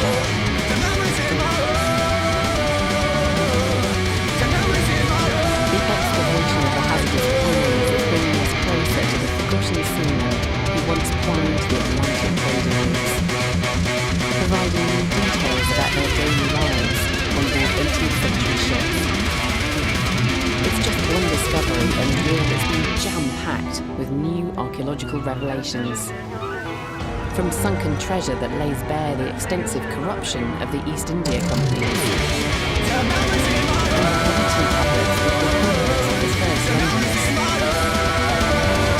to new evidence of Julius Caesar in Britain. Archaeologists are going to rewrite the story of our island.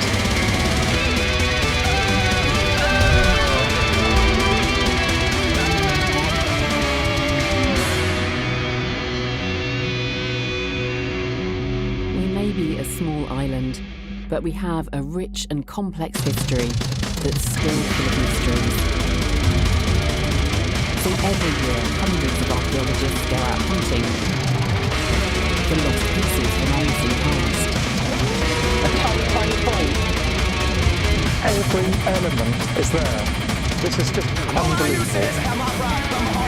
In 2017, our investigations takes speed filling the gaps. Never seems to be a moment, though. Bringing us closer to our ancestors than ever before. I did not expect to put that in the In this programme, Digging for Britain showcases the very best bits from the north of the UK. Oh wow! That's rather beautiful. Each of the explorations have been filmed as it happens as archaeologists themselves. There's big diaries and we can see there for each exciting moment of discovery.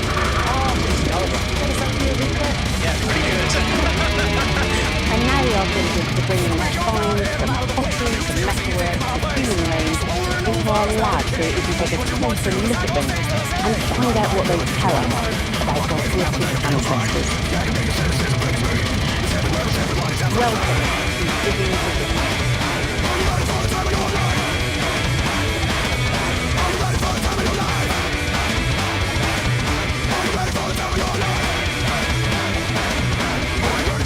In this programme, we're joining archaeologists in the north to share their biggest discoveries. We visit a site that's turning our image of the mysterious books on its head.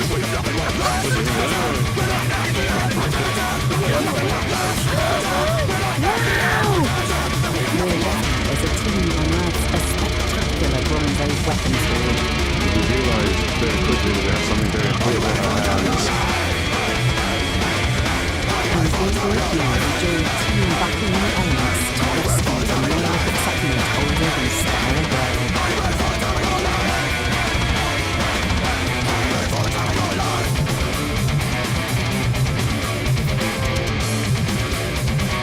Edinburgh to the National Museum of Scotland to find out how some of the 12 million objects contained in its vast collection can help us to tell the story of the North. Our first dig takes us south of Edinburgh to the frontier fort of Dunderlander in Northumberland, one of the richest sites in Roman British archaeology. Dunderlander lies just at the Roman frontier of Hadrian's Wall. It was one of the world's key forts, seeing off repeated uprisings in Roman times. Excavations have been going on here for nearly 50 years, uncovering thousands of incredible objects. Every year, archaeologists delve deeper into Roman Dunderlander and this year they're getting down to a very exciting level early in the days of the fridge, pre-Adrian's time. So can we find evidence that reveals that the wood was like for those soldiers and the turbulent the Roman Video diary, day Hopes are high because for the first time the team is beginning to move to concrete floors of a backslip.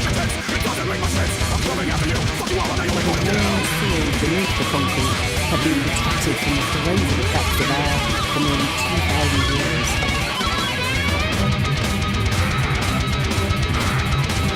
Very quickly the team chances upon a wooden panel, but without the special conditions, it is limited rotted away. What sounds like probably written off the back of the seams of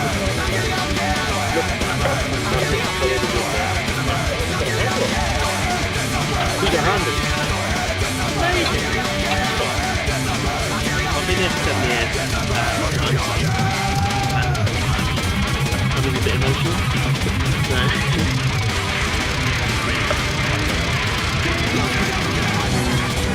It's not until they get it to the lab that they work out the rules.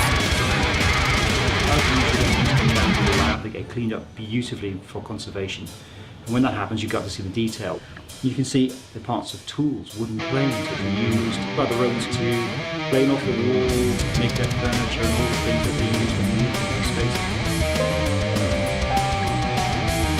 Over the following days, the team unearthed hundreds more objects. What is it? It's a footprint. Possibly a dog. Probably a dog. It's fantastic. After a while you learn kind of what to look for when you're looking at those kinds of things. It's good. The preservation here ensures a vivid picture of everyday life from Roman thought. But what the team's really hoping for is evidence of those early days of occupation when the Romans were under attack from the British rebels. What they find exceeds all their expectations.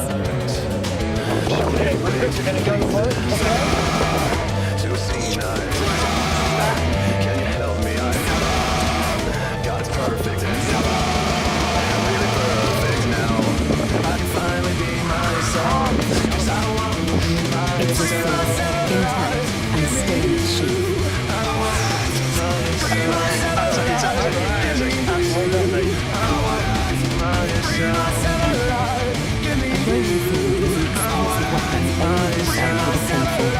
And it's not something a soldier would have casually left behind. Something actually still sitting in the sheet, which you never expect to find out. In a room that's effectively living space, living quarters, I've not the sort of thing you expect to be behind. Military records tell us that in 117 AD, the northern British tribes rebelled against the Romans. But frustratingly, we have little detail of the conflict itself. Does this abandoned sword suggest that the Romans were even more threatened here than thought? The team's next find could bring them closer to the truth.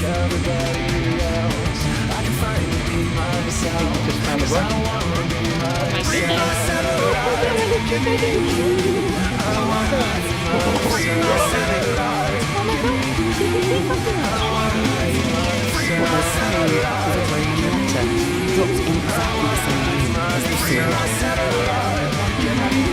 Well done, guys.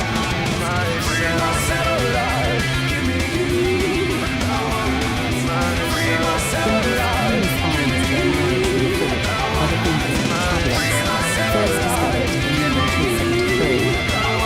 From birthday indications to military shopping lists, they give us a unique insight into the lives of the Roman troops and their families in Britain. You find the documents from the person who used the sword, they're giving their opinion and they're talking about their everyday lives. Well, that's unbelievable. You can't beat that sort of information. The new tablet is taken away for conservation in the hope that it will reveal what really happened during the rebellion. As the dig nears its end, the trench reveals one last surprising find. There we go. Well, congratulations. That's a really good done.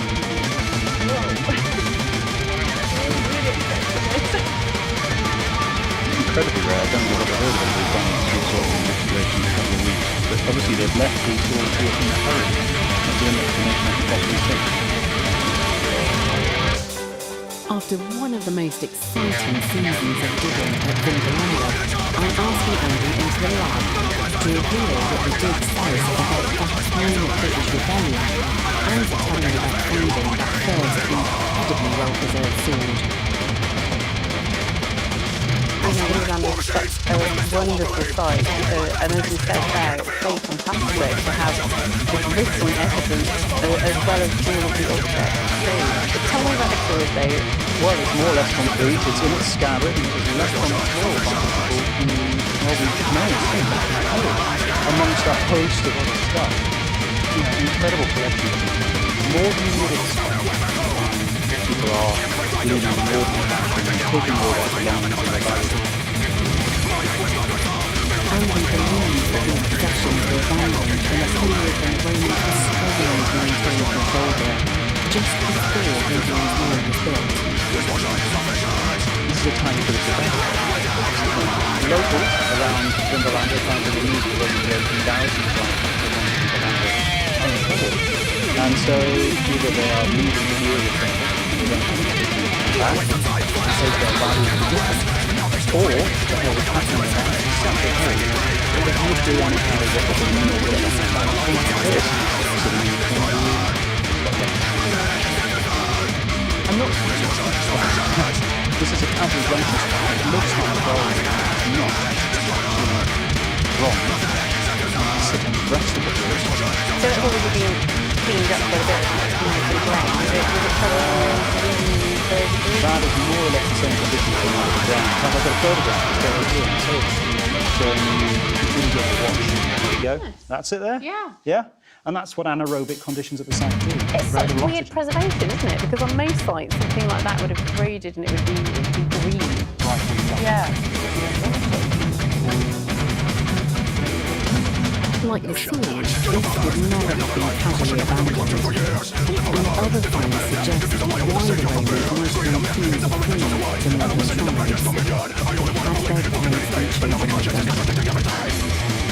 Had their parents and children with them. Particularly not this occasion. Yeah. No carbon on the risk of No. So we're not looking soldiers, because it's a real community with that. In fact, the soldiers may well have been outnumbered by children wearing shoes.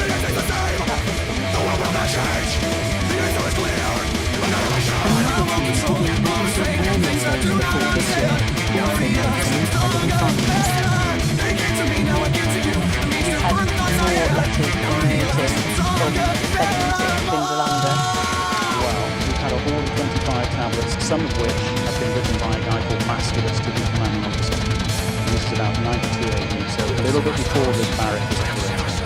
He's a deputy, cavalry commander, and he's asking for leave. And he's saying, look, can I have leave? Well, first of all, no. And then he chooses his mind. He just drops the 30 other lines 50 or so. He doesn't even bother rewriting the letter, so he's just got a really good relationship. Back in the barracks, in the layer associated with the rebellion, the team eventually found 9 more tablets. It looks as though you found tablets from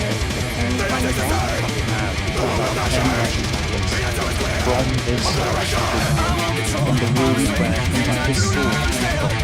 So, and one of those documents tells about that moment in the build-up to the time when these are deposited. We've got documents in the room where the sword was found. Does it mention the owner of that?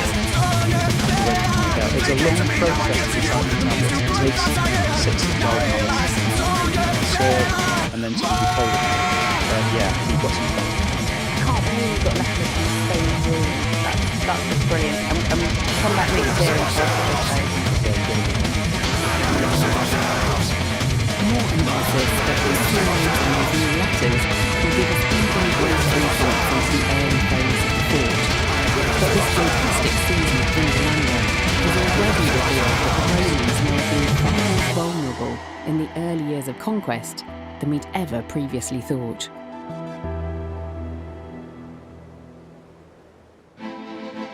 Our next dig takes us nearly 200 miles north to the remote Scottish island of Iona, as archaeologists look for evidence of one of Britain's earliest monasteries and traces of its legendary founder.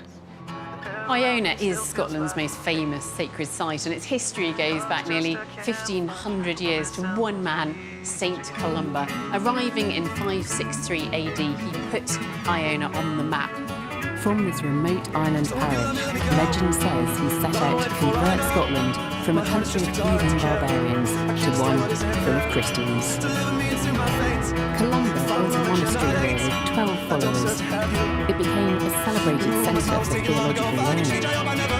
But in the centuries after Columba's death, legends say that Iona grew into an important pilgrimage site, drawing Christians from across Europe. And scholars have even suggested that its layout may have been based on the holy city of Jerusalem. With no trace of the original buildings, we have no idea if these legends are true. This year, archaeologists are determined to find out. Here we are, day one of 3 weeks of excavation on the famous Iona Abbey.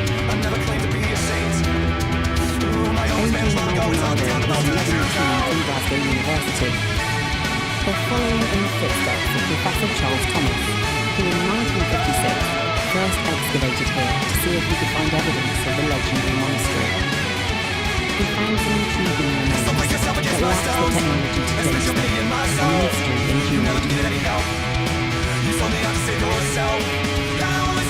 Going back to the trenches here at Iona and excavating them and supporting them with the modern standard. The present abbey was built in the 13th century, 600 years after Columba's death. But the team are hoping to find evidence of the original monastic site around it. So they start investigating what looks like the boundary, or vallum.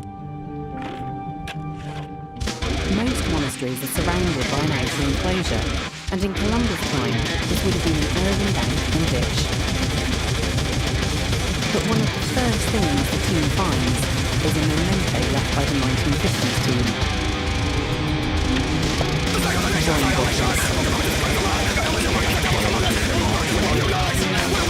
Well, they did say that the team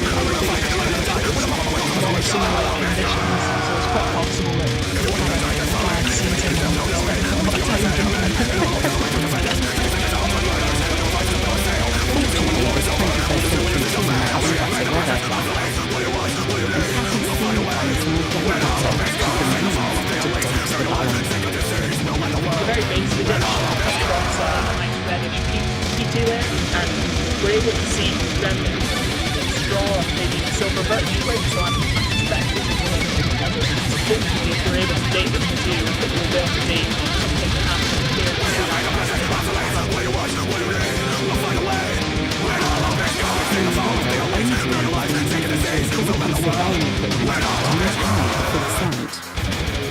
This means that without having to excavate, we can trace the remains of buildings lost beneath the ground and hopefully establish the size and complexity of that original monastery. We've been doing geophysical surveys this week alongside the trenches down below us, and what's shown is that vallum and so there's a possibility that sanctuary over vallum that has grown over the years and has to expand. These results suggest that a huge banking ditch enclosed an area between long monasteries. And the radiocarbon dating analysis from Patton's vallum sample reveals that it was constructed as early as the 7th century. Spurred on, the team went to find out what stood within this enclosure as a major site of pilgrimage that had a number of different buildings for pilgrims to visit and pray in.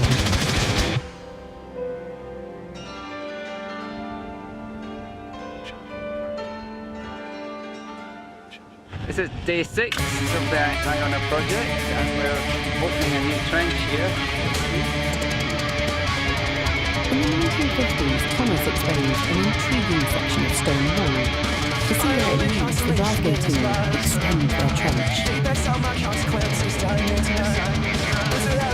We discovered this nice recursive piece of wall here, which seemed to indicate snaps or type length of the building, and that's really exciting because that indicates the church. The apse is a curved stone wall usually found in churches. But lab analysis suggests that this wall could date back to the 7th century, which would be extraordinary, because at this time almost all churches were built from wood. Whatever the structure was, this date of tree would make it the earliest stone block picture ever discovered on a Scottish monastery, suggesting that Iona is a site of stature and importance.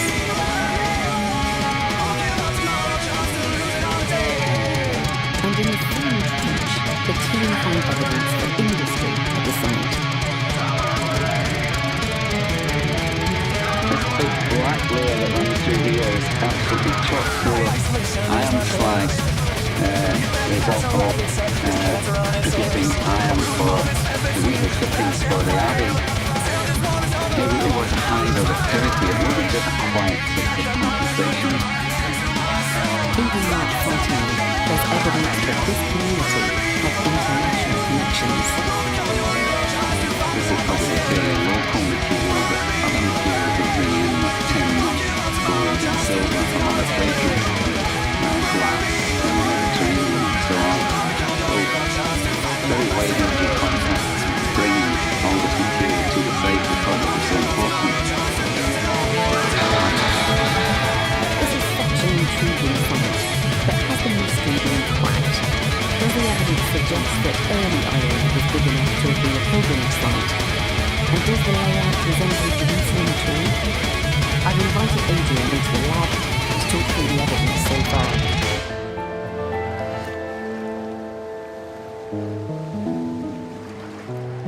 It's fantastic to go back to such an important site in terms of the early church in Scotland and St Columba himself.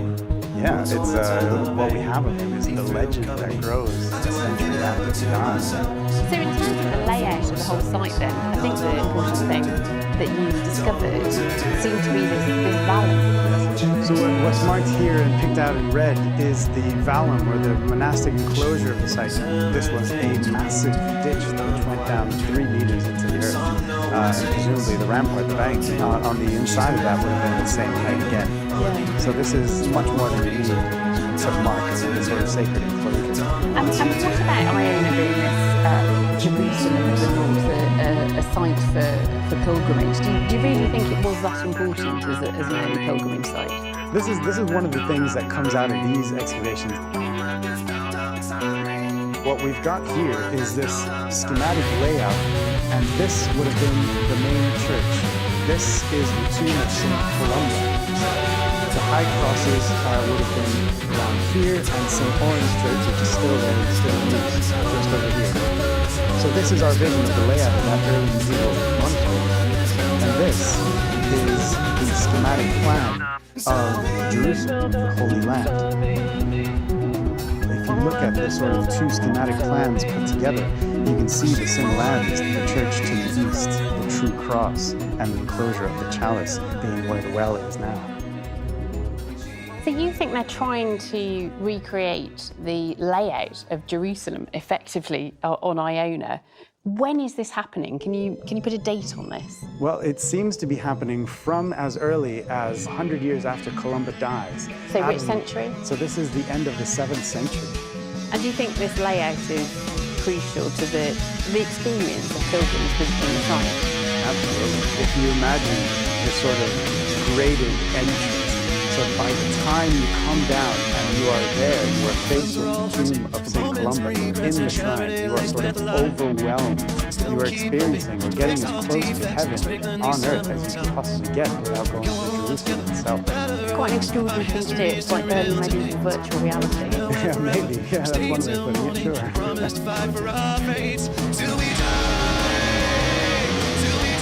Spanning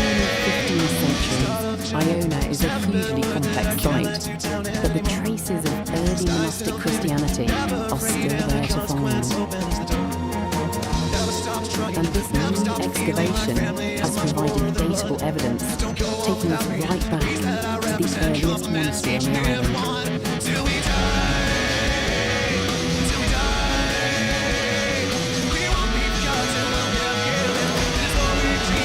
In our next bit, we cross to the east of Scotland, to Carnoustie, where a chance find and farmland is changing our understanding of how British society was organised during the Bronze Age, 3,000 years ago.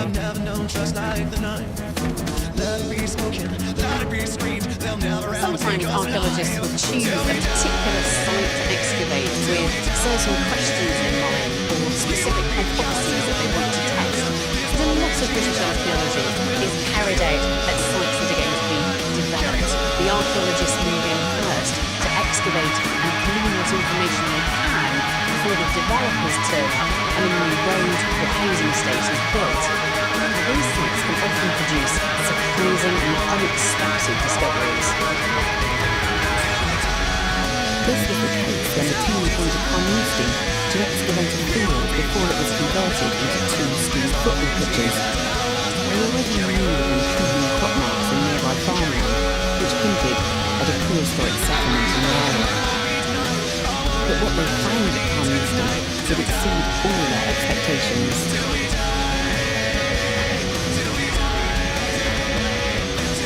This is where we started topsoil stripping in 2016. During the course of removing the topsoil, we unearthed a number of buildings, all prehistoric in date. They'd found the remains of a group of roundhouses, suggesting something incredibly rare, a Bronze Age village. In the houses, the team unearthed domestic items like pottery fragments and weaving tools. But the best was yet to come. Well, we were proceeding to strip topsoil across the site with a machine, and one of my colleagues saw something on the ground. You could tell straight away it was a blade. And lying next to it, there was another object with a gold-decorated end to it. And we realised very quickly that we had something very important on our hands. The sword and the gold object was so fragile that the team brought the whole 80-kilogram block of soil back for excavation in their Glasgow lab.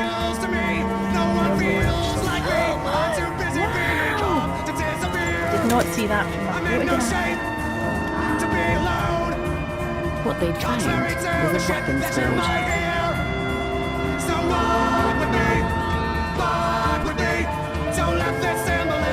Bronze Age weapons are often found in water or boggy ground. They're thought to be religious offerings. But finding a blade in the middle of a village is very rare, suggesting that these weapons might be personal possessions buried close to home. As the soil fell away, the true magnitude of the discovery was revealed. The sword's blade shows visible signs of combat. Not only that, lying next to it was an exceptionally rare spearhead, decorated with gold and bearing the remnants of the fur that it was once wrapped in. The fact that these organics survived is just unprecedented. It's nice to think that these items weren't just ceremonial, they may well have actual use in warfare. It's incredibly unusual to have this level of decoration on a Bronze Age weapon. It does suggest that it must have belonged to a powerful man. But what's really fascinating is that just 17 miles away, at Parklight Farm, an almost history was found. So is it possible that modern Britain controlled a network of Bronze Age warrior chiefs? To find out more, I asked Glenn to join me in the lab. Absolutely wonderful find. And what about the sword then? So when you previously see that you think it's been used, some of these nips you think are not from damage since it's been on the ground, but actually damage from having been used as a weapon. I think so. So that's really important to agree that it's not just a ceremonial item that's designed to be. Well, that's right. It's good agricultural land, probably very, very sought after, desirable, so you might have to fight to acquire it, and you might have to fight to retain it, so the weapons can develop in part by controlling your territories. Do you have a defined date for this year? Yes, we do. The battle right actually yesterday, and the date that was returned to really fits very nicely into this sort of late Bronze Age period in Scotland. In the Bronze Age, a new social hierarchy emerged, and it's possible that the owner of these weapons belonged to one of an elite group of high-status warriors. When you look at it with this gold detail, surely that's high status. Well, that is, yes. There have been a handful of these found in Britain and Ireland before. It's initially by subdivision and occupation of the landscape was perhaps controlled by Bronze Age overlords, if you like, very wealthy, powerful men who governed, managed, almost inherited the land, if you like. And what about the rest of the analysis? Because I know you seem to be looking at the map itself, Right, well, gold has been looked at, but it doesn't seem to come from Scotland, so it's possibly from Ireland or Mexico. Everything is connected with the wider world. That's right, yeah. I think this is absolutely a fantastic site. We've got to think back potentially to a Bronze Age chieftain, 3,000 years ago, and I'm sure this is the line we're going to hear of Scotland. The Carnoustie Hall is remarkable. Its burial in the village suggests that it was simply being hidden and stored rather than being an offering to gods. It calls into question the interpretation of the Bronze Age halls. And some of the treasures of the National Museum of Scotland can help us set the find at Carnoustie in the wider context of the European Bronze Age. The wealth of Scotland's Bronze Age elite wasn't built in isolation. It was the result of extensive trading networks that connected Scotland not only with the rest of the British Isles, but with mainland Europe beyond. As curator Alison Sheridan is about to show me, with the museum's spectacular Balmashana hoard, found not far from Carnoustie. There's a wonderful selection of things.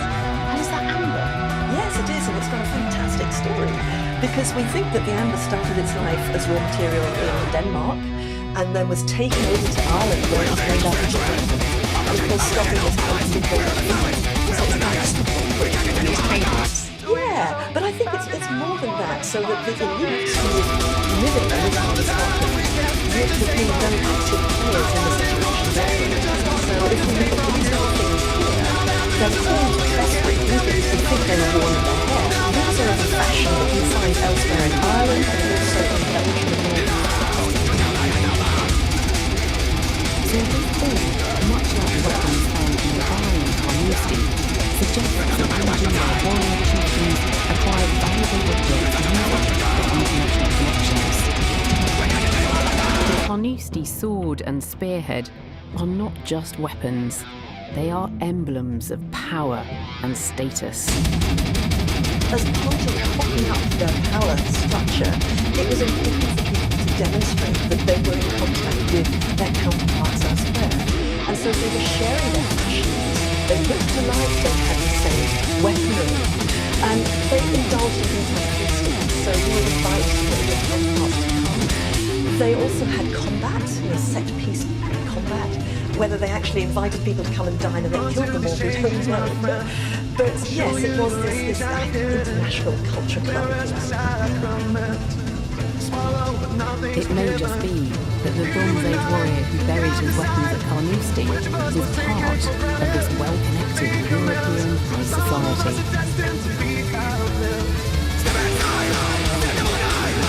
Our next journey transports us into the Roman period and Israel in France, where a newly discovered settlement is completely rewriting the story of the mysterious Pictish tribes of Scotland.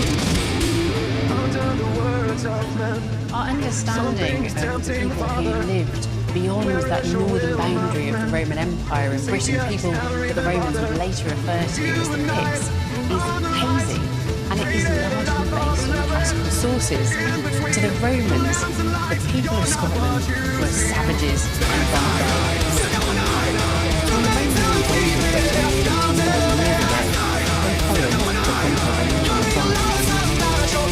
Since they couldn't subdue them, they kept their barbarian at arm's length, and they lived on the when they all came together,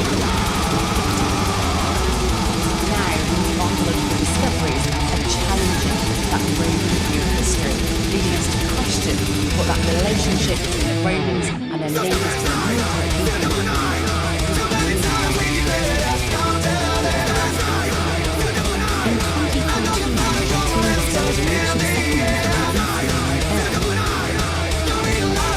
settlement of what the archaeologists revealed is something quite extraordinary. The remains of a sophisticated metal workshop from the 7th century. It suggested a rather different picture from the painted savages that the Romans had earlier described. This year they're digging even deeper to see if they can find more evidence to challenge the Roman caricature of the Picts.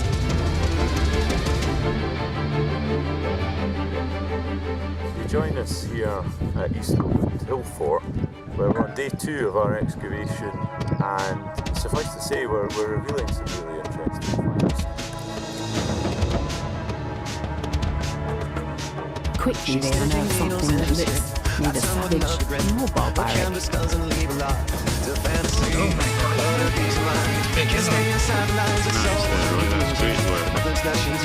Right, it's just excavating what we think may be a large armored shield armament. Looking to be in a very good state.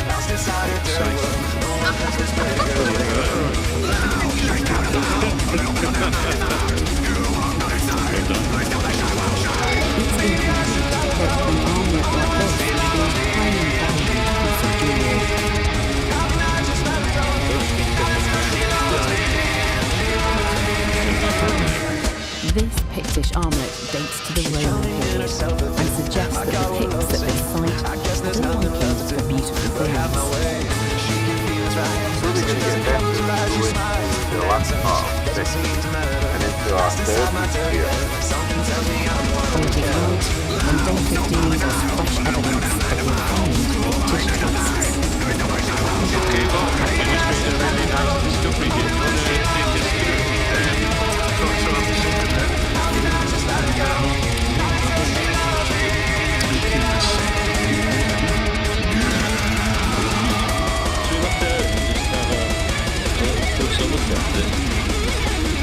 So that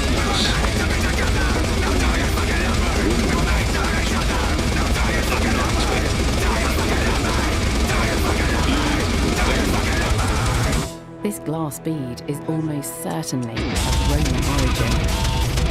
Could its presence here suggest the Romans and Picts have been much the same as we'd understood them to be?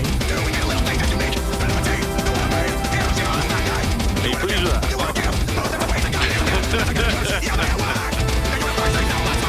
And then on the final day, there is further evidence of contact with the Romans. Let's see what you've got. Let's hope it's something special. Yeah, it's a river. This could be Roman bar. Like to finish on it.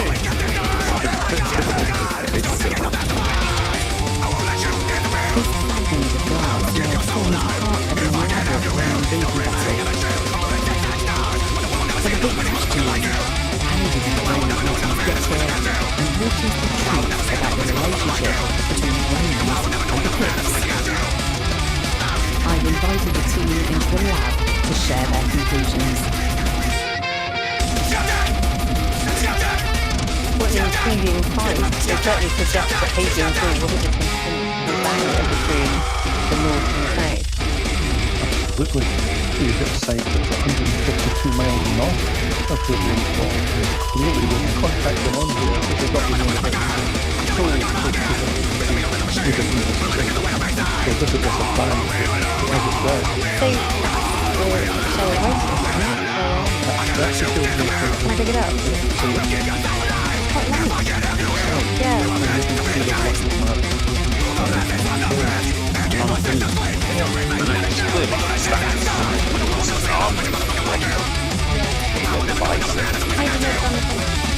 Well, normally they're finely polished. Meant to be. So this is just a rough day.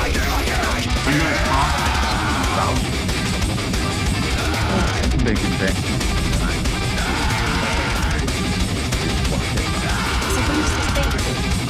So we can be fairly confident that we're looking at late Roman period, 34th century. This armlet alone challenges the Roman portrayal of the Picts. These were clearly a people who had developed refined tastes. But the Roman items on the site beg the question of what kind of contact the Picts actually had with those invading Romans.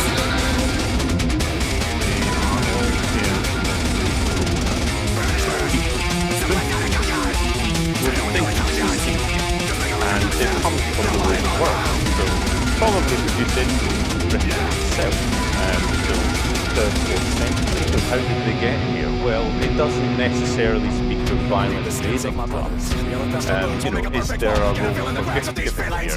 Is it diplomatic? There's a relationship here. So the Romans are telling us the story of the unscripted barbarians, subaltern leaders. This suggests there was a different kind of relationship going on. The Beverly is as much propaganda as an accurate description of what they were thinking. It's not all barbaric, it's actually pretty We're no longer seeing the north beyond the wall as being a sort of isolated land, but actually somewhere that is connected. The findings of this year's period are convincing proof that there was a connection between the savage Picts and the civilized Romans. And one recently discovered find, now here at the National Museum of Scotland, even suggests this interaction has been Roman cuisine. In 2015, archaeologists came across one of the most significant evidence to date, a hoard of Roman silver buried deep in the Pictish heartland, and I'm about to get a sneak peek before it goes on its way.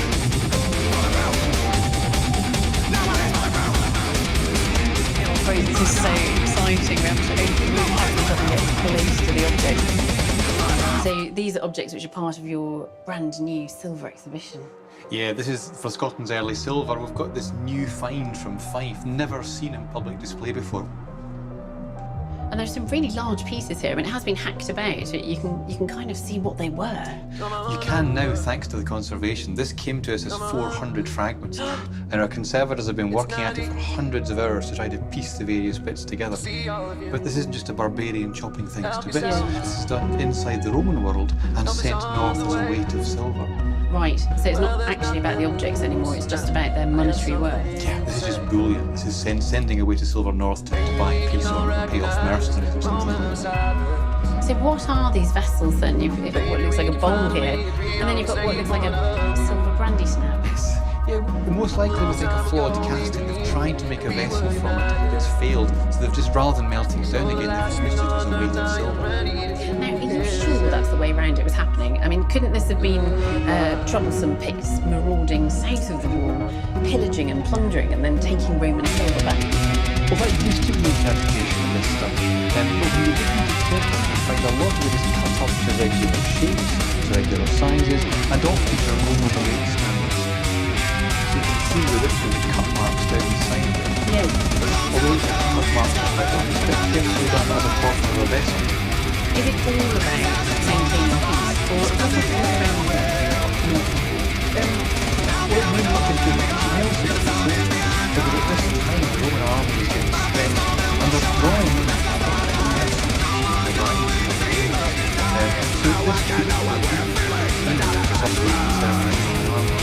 Classic. I think that they could have been picked to be recruited into the Roman army.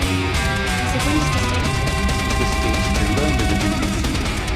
And this is actually the earliest evidence we have for this thing that acts over coming on beyond the line. There's a frontier-wide policy and control what's happening in the north. This amazing horde transforms our understanding of the conflict between the British tribes and the Romans. Perhaps the relationship wasn't always as hostile as we previously thought.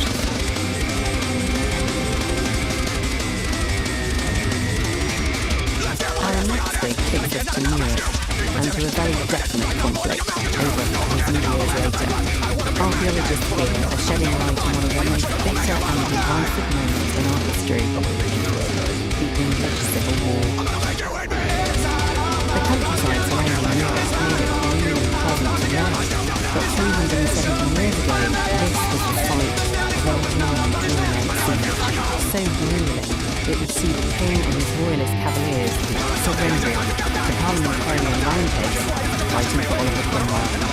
The siege of Newark was one of the most pivotal moments in British history, marking the end of 4 years of conflict that tore the country apart, and eventually it saw the monarch deposed. But remarkably, traces of the siege itself are still in the environment. The Civil War with short, brutal battles, but the defining moment came with the Siege of Newark, which lasted 6 months and brought in around 68,000 soldiers from across the country. Now a team of archaeologists from the University of Central Lancashire and Sheffield is digging here, hoping to find precious evidence of how this decisive siege played out on the ground.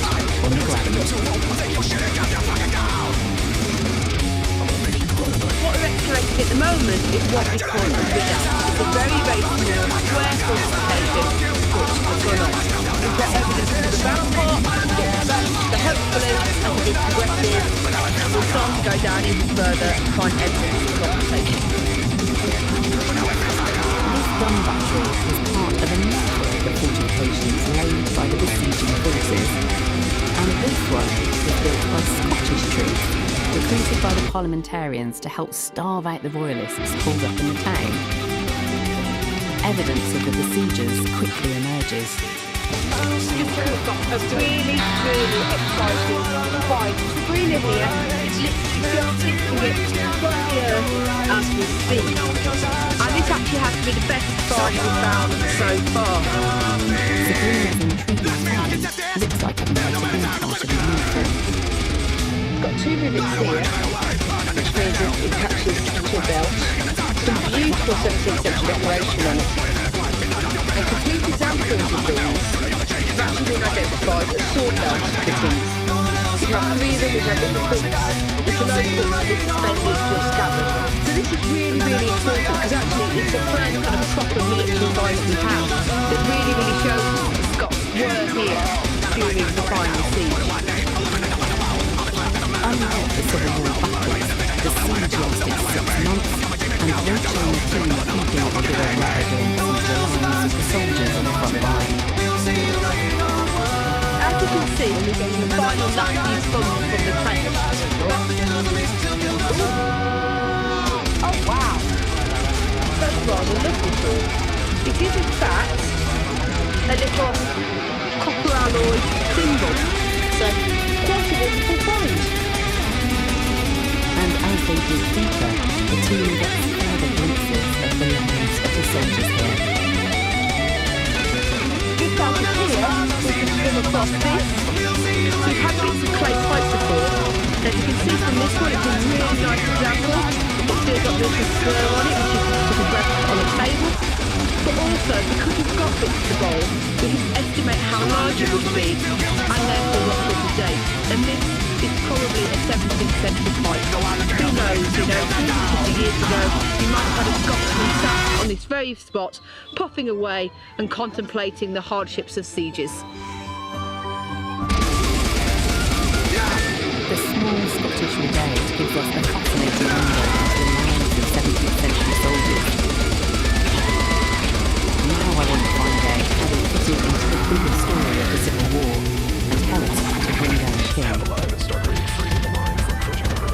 I've invited Rachel's colleague, Hugh Wilmot, into the lab. Well, thank you, Hugh, for stepping into the fray. Rachel Coffey, as I understand that she's due to have a baby imminently. Imminently, yes.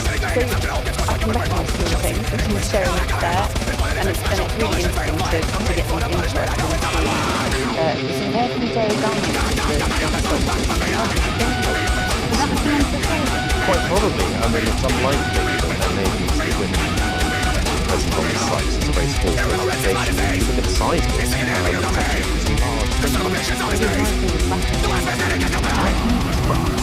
I mean, that's a loose fit for me.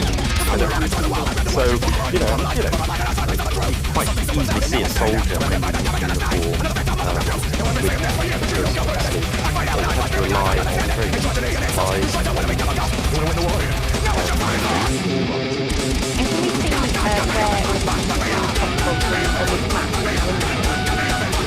Absolutely. So we have Newark in the centre of the Royal Station. This is the Scottish headquarters in Edinburgh. And the fine thing is that here, like this Scotland without this rare situation. And is it important for the parliamentarians to have the extra assistance in Scotland? Oh, pretty important. Prior to Scots joining in 1643, the two parties were stale pretty much. The Scottish army had numbers. They've also So eventually the parliamentarian forces that are laying siege to Newark, they would win this siege. They do. They have to wait 6 months, and it's really not their own actions that win the siege. It's actually this outbreak of plague that occurs in the spring, and eventually they do actually give up the town.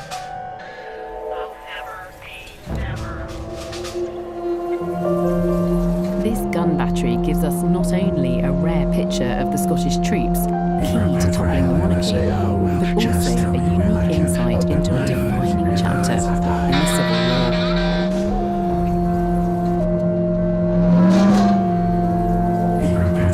Our final dig takes us to the far reaches of northern Scotland, to the island of Sanday in Orkney, and an investigation into an ancient settlement of Britain's earliest farmers. Generations of archaeologists have excavated these islands, revealing that Orkney was home to thriving settlements 5,000 years ago, including the remarkably preserved houses of the Neolithic village of Skara Brae. But until recently, there'd been no sign of human habitation on this part of Sanday. So when archaeologists chanced upon what looked like Bronze Age tools hidden around the beach at Patter Sands, they were really excited.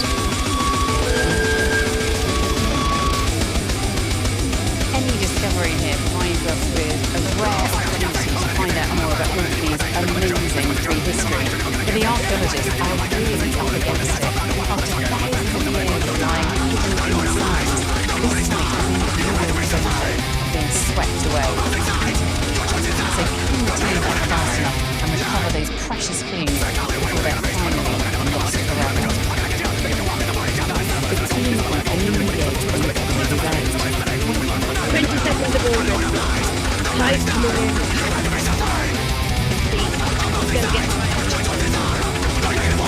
It's hard to imagine perhaps in the sunshine that they're at the mercy of the elements.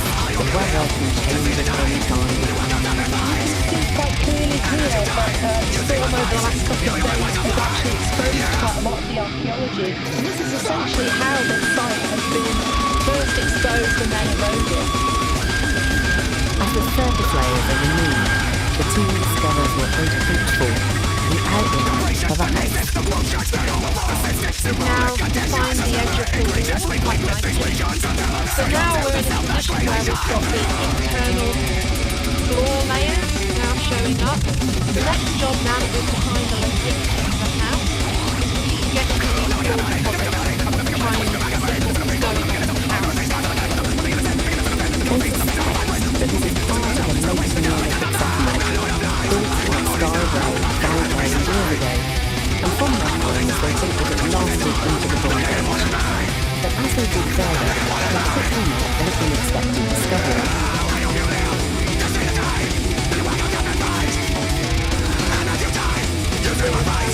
different half. You can see the orthodox here. The half is quite a rectangular shape. The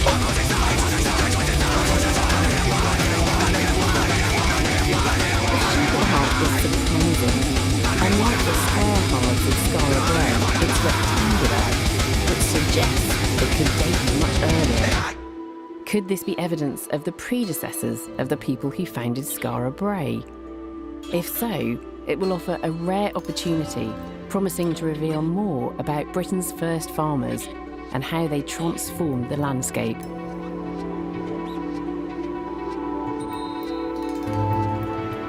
I've invited Vicky and Jane into the lab to show me those prehistoric stone tools that first alerted them to the existence of the site at Catasans.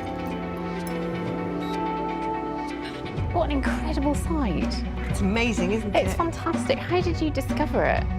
Well, we were walking along that beach one day when it was really, really windy, so we had to have our noses really close to the ground to stop the sand getting in our eyes. And we started seeing tools much like these, actually. These great big ugly looking things. See, I find that quite amazing that you walked along a beach and looked at those and thought they were anything other than just natural rocks, but they're not natural. No, they're actually Bronze Age tools that were used for cultivation. So this is a roughly shaped mattock, so you can see the business end is down here and it would have been hafted here. Yeah. So these are flake stone bars, and this is the same kind of idea, only this one was used as the point of a plough. So these are very characteristic of the early Bronze Age. These are Bronze Age, are they? But you think you've got earlier layers there as well? Yeah, so this key artefact, on that side it has a dimpled area, and when you turn it over, it's extremely flat. It's completely flat, so that's been ground flat. So this is a grinder, and it's also called a Napahawa grinder because they come from an early Neolithic site called the Napahawa on Papa Westry. So that would be associated with grinding grain, but in the very early Neolithic time when people were first farming. So it's pushing it back and back and back. This looks like it could still be Bronze Age, and you're going back in time and think, well, actually this looks a bit more like early Neolithic. Yeah. It is quite incredible, isn't it, this point where we get the Neolithic taking hold. Because this is a massive range of people's lives that can come together as people with food, and suddenly they become farmers. Yeah, I mean, it's part of the broader Neolithic story of Britain and that first occupation of Britain by pioneering farmers. And I think Orkney would have been an exceptionally rich environment for people to move into. It's got very fertile land, it would have been perfect for early farmers coming in with grain and crops. And it would have been a wonderful place for them to live.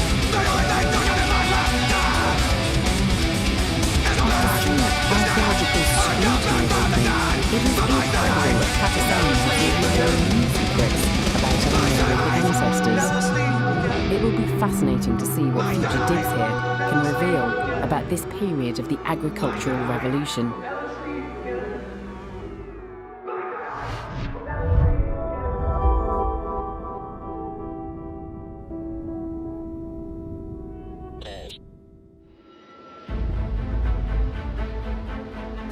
Scything through the landscape of northern Britain is Hadrian's Wall, our most famous Roman monument.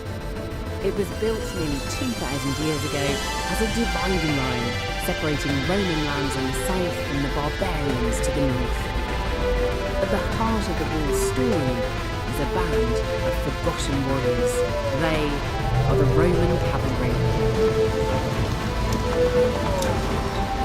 For over a century, historians and archaeologists have been unearthing clues about the Roman cavalry, helping to build a picture of their forgotten world. And now Digging for Britain is going to join this search. At Archaeological Digs, they're marrying with the people who generations ago they actually conquered. At overlooked Roman sites, so these are serious military bases holding hundreds of people. And in museums and archives. Starting to really build up this lovely picture of who these people are. This year, an international team of archaeologists, historians and reenactors have come together using the latest evidence to restore the cavalry to their rightful place in the story of the Roman Empire.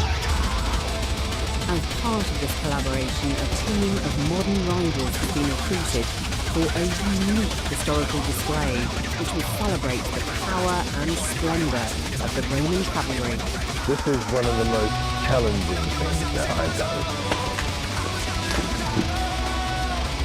This project, combined with new research, will allow us to examine how those elusive warriors lived and reveal their crucial role in conquering and controlling Roman Britain. Each new piece of information comes together to help us tell the forgotten story of Rome's secret weapon, its cavalry.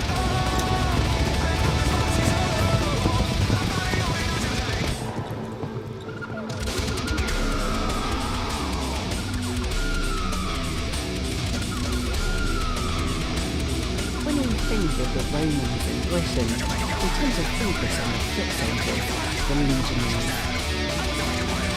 But in fact, the Roman cavalry was central to their military strategy and success. But these elite warriors have vanished from the public imagination. Even in the Roman era, it was the foot soldiers, the legionaries, who took the limelight. But the Roman cavalry were at the heart of some of Rome's greatest victories, and they were key to running and defending that vast empire. The cavalry were far fewer in number than the infantry, but vital in conquering and controlling Rome's sprawling empire. And everything you know about them has to be pieced together from small clues found in ancient literature or unearthed at archaeological digs. In 2017, 10 museums along Hadrian's Wall brought for the first time all of these fragments of evidence together to create a major exhibition celebrating the legacy of these ancient warrior horsemen. The climax of this project, a live cavalry reenactment involving 30 modern riders. They're attempting to stage a Roman cavalry tournament, a test of skill and bravery, which no one has seen for over 1,600 years. They're drawing on history, on painstakingly translated ancient documents, as well as the latest archaeological revelations, in order to bring to life one of the most dazzling spectacles of the Roman world. And it's providing the academics with a unique opportunity to discover something new. By putting their theories into practice, they hope to find out how the cavalry rode, how their kit was worn and actually worked, and what battle tactics they might have brought with them to Britain. This experimental archaeology takes us out of the realm of guesswork and moves us into an area where we can start to make some reasonable estimates as to what's possible. It doesn't give us the answer, but it's every bit as valuable as field work.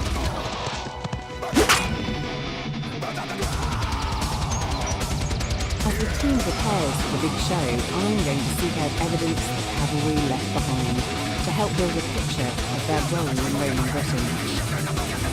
My journey begins in Northumberland, on Hadrian's Wall itself.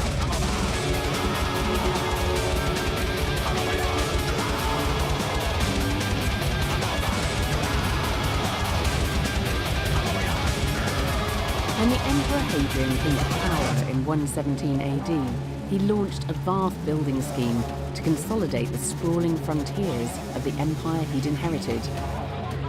He built a new line of defences, snaking across 3,000 miles of his frontier, from North Africa to the Black Sea and on through Central Europe to Britain.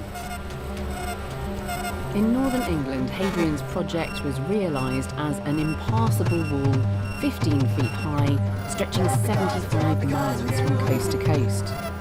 It's designed to keep out the wild British tribes who lived to the north. On a day like this, you can imagine being a Roman soldier and being pretty disgruntled at having been stationed here on Hadrian's Wall, on the very northern boundary of this wonderful empire, looking out at the land of the barbarians over there. But I think what's really interesting me today is finding out how our ideas of the wall have evolved over time, and that's all about new archaeological discoveries. I want to find out why Hadrian's Wall became the centre of operations for the Roman cavalry. To get some answers, I'm meeting one of the leading experts on how Hadrian's Wall worked and scenes.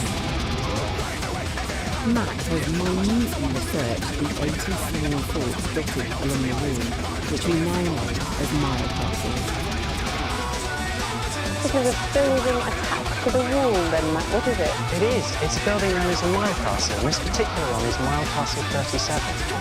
So if this is a mile castle, does that mean there weren't actually small forts like this every mile along Hadrian's Wall? Essentially, yes. There is a small amount of leeway allowed, but it is an incredibly regimented and ordered system. And it is a radical departure from what the Roman army was doing before. These mile castles saw the Roman army riff its traditional approach to defence, which had been based on temporary wooden forts. Here in northern England, they built a continuous line of permanent stone forts, all linked by this defensive wall. That is an incredibly close surveillance system, and it must almost certainly be about making sure you have people in the right positions to stop them from sneaking over the wall unobserved. So if you like, it's an early warning system. The number of soldiers based on the mile castle would have been very, very small indeed. Maybe only 8 in the barrack left over there. But it looks as though there was a major change of plan during the construction process. As Hadrian's Wall was being built, the plan had evolved.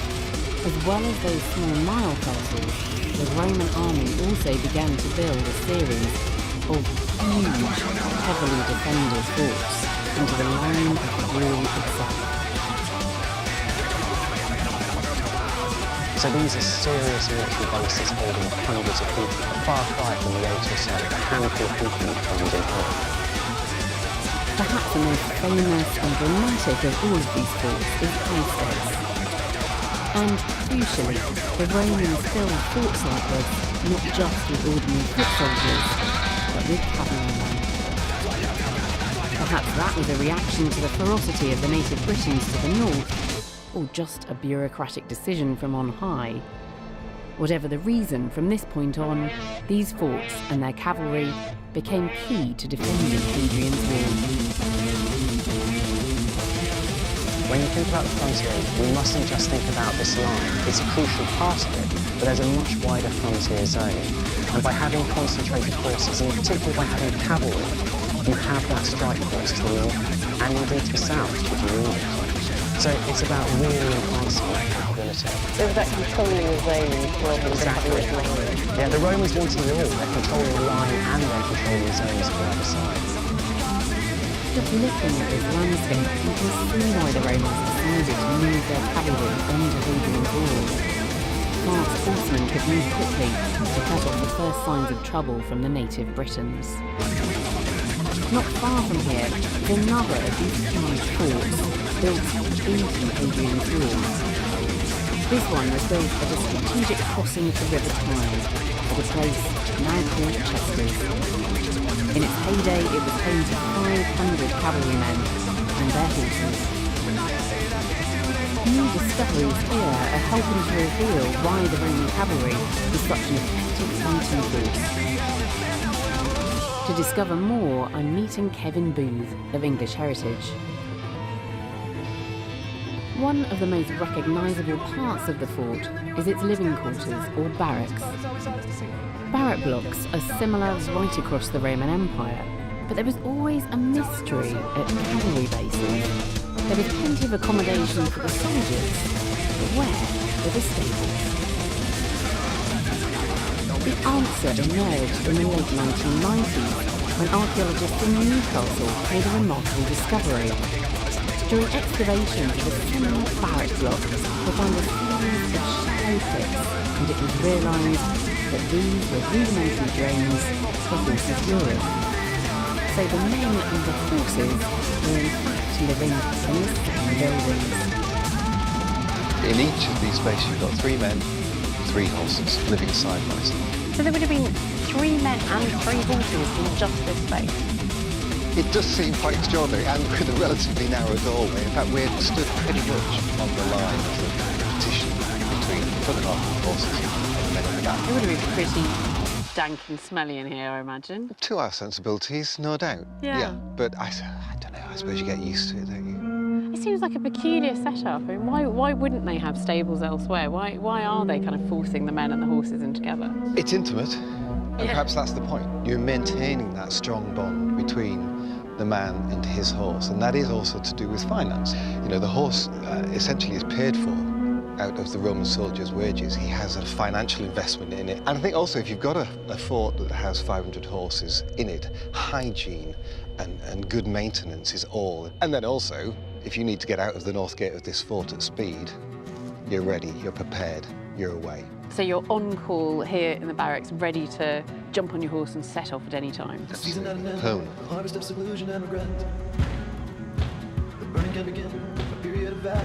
These men must have had a uniquely close relationship with their horses, which is hard for us to understand. They lived side by side and fought together. To try to understand how the Roman cavalry rode and fought on horseback, I'm meeting the leader of the modern riding troupe, Alan Larson. Who's this? This is Finbar, and Finbar has the distinction in the Terma show of being the mount of the Emperor Hadrian. Really? And he's got the most magnificent set of recreated 2nd century saddlery on it. Hey, Finbar. And an amazing saddle. I mean, this saddle looks completely different from modern saddles. Well, it's not the most comfortable of saddles. It does the job brilliantly. So how do you know what Roman saddles would have been like?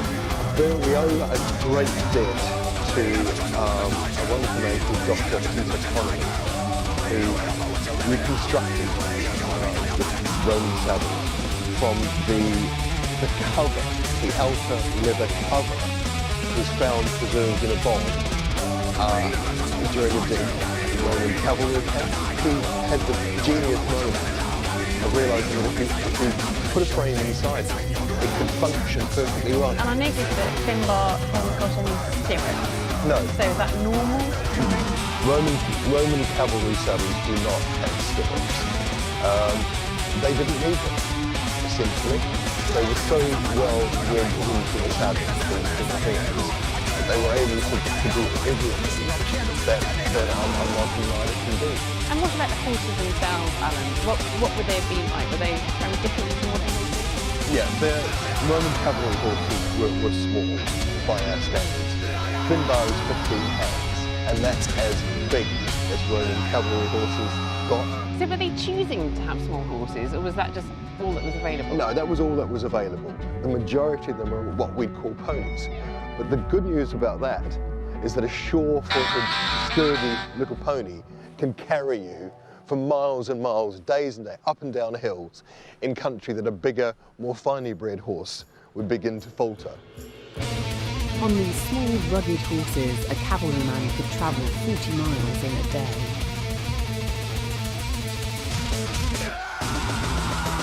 Selecting the right horses is also going to be crucial for 30 modern reenactors who are taking on the huge challenge of staging a Roman cavalry tournament. A month before the big show, troop leader Alan Larson is bringing together 6 key riders and their horses for a vital first training session. In the Roman age, cavalry tournaments were designed to showcase the horsemen's skills in a public arena. These 6 riders are taking on the role of the elite who starred in the highlight of the tournament, a competition of horsemanship fought between 2 teams. It's undoubtedly one of the most challenging of equestrian and reenactment disciplines. And a relatively few number of riders have the skills and determination to see it through.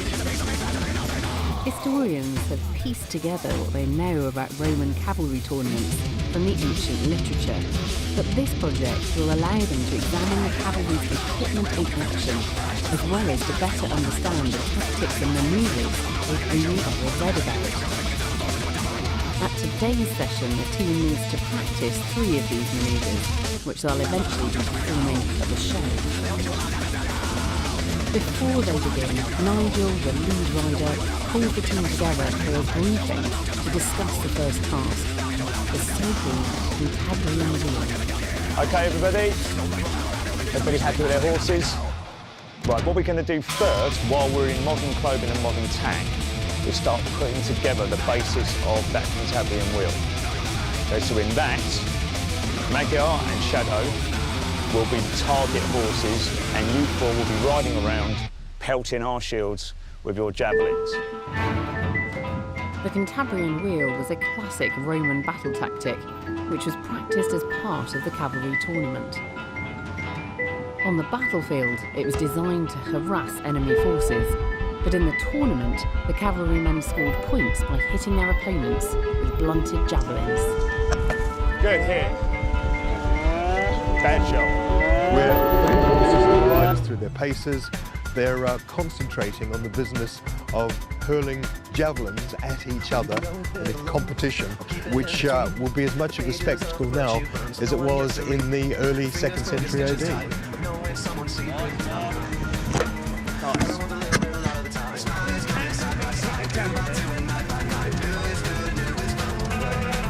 The modern riders are discovering firsthand that Roman cavalry tournaments were probably also a key part of training soldiers for war.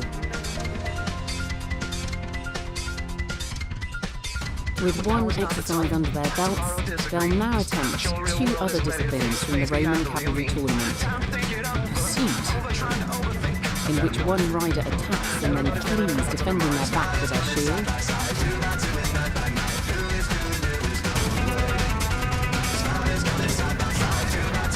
And the charge, which is like a medieval joust, where 2 riders meet in a clash of javelins at speed.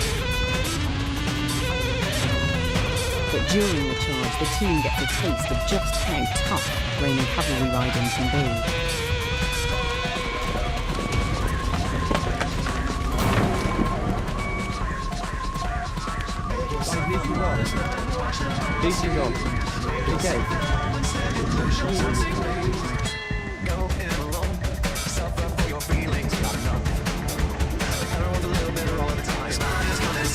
Lucy is wounded by the fall. I'm feeling okay. I'm going to get back in the saddle. Yeah, before we fall off, get back in the saddle.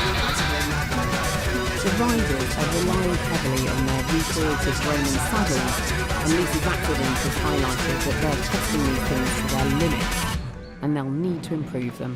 So this is the point at which the saddle is attached. The girth is where we tie the girth on, and there isn't one on this side. It is here. So that's what happened. That should be there. It just ripped under the pressure. So this is going to need a good repair before we actually get to the event. The elite riders won't practice again as a group until they meet in Carlisle for the event, when they'll have to work with 24 other riders as a complete Roman troupe. There's still a long way to go before they can stage a successful tournament. Every piece of equipment you put on makes it more difficult. The visibility was a bit of a problem at times. It is tiring, very, very tiring. I'm very, very tired.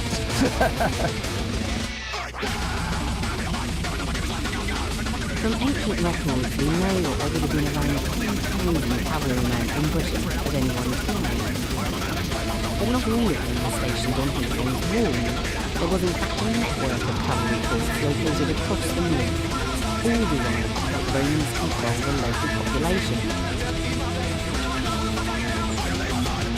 One of the most important cavalry bases in northern Britain was built at Winchester near modern Preston in 70 AD, and currently archaeologists are uncovering new clues about who those cavalrymen actually were.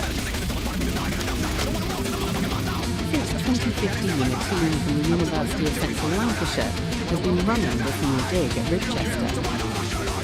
Much of the fort now lies under the modern village, so the team has opened a trench in the back garden.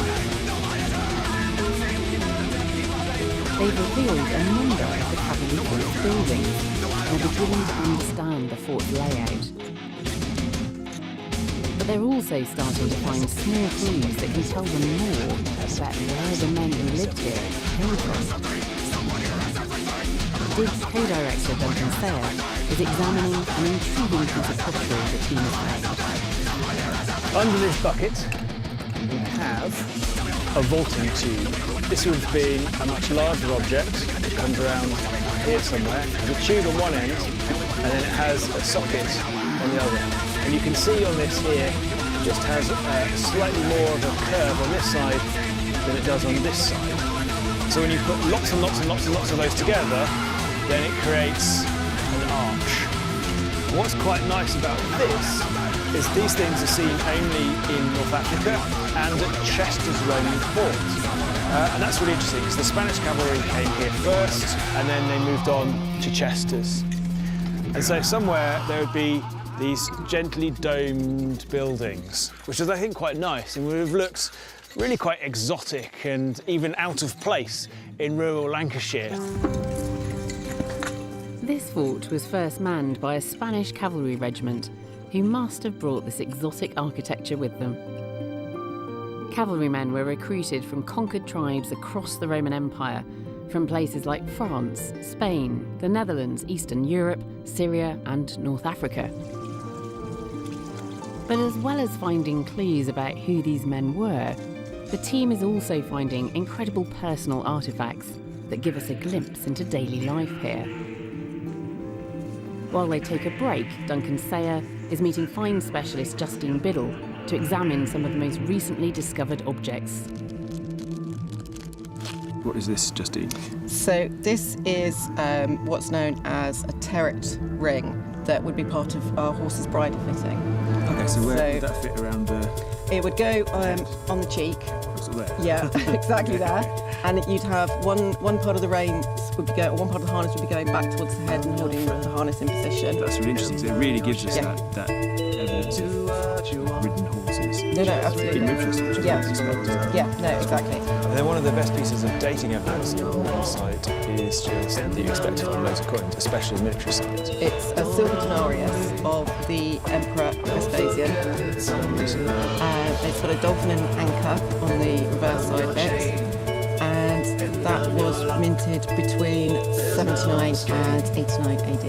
Probably comes over and is lost from the pocket or from the pouch of a Roman cavalry soldier. Yeah, almost certainly. You'd have been a bit annoyed about this. I would have been really cross about losing that. That's quite a lot of money that's just fallen into the ditch. But it's not only this that can reveal new information about who the cavalrymen were. And sometimes these clues can be found in the most unexpected places.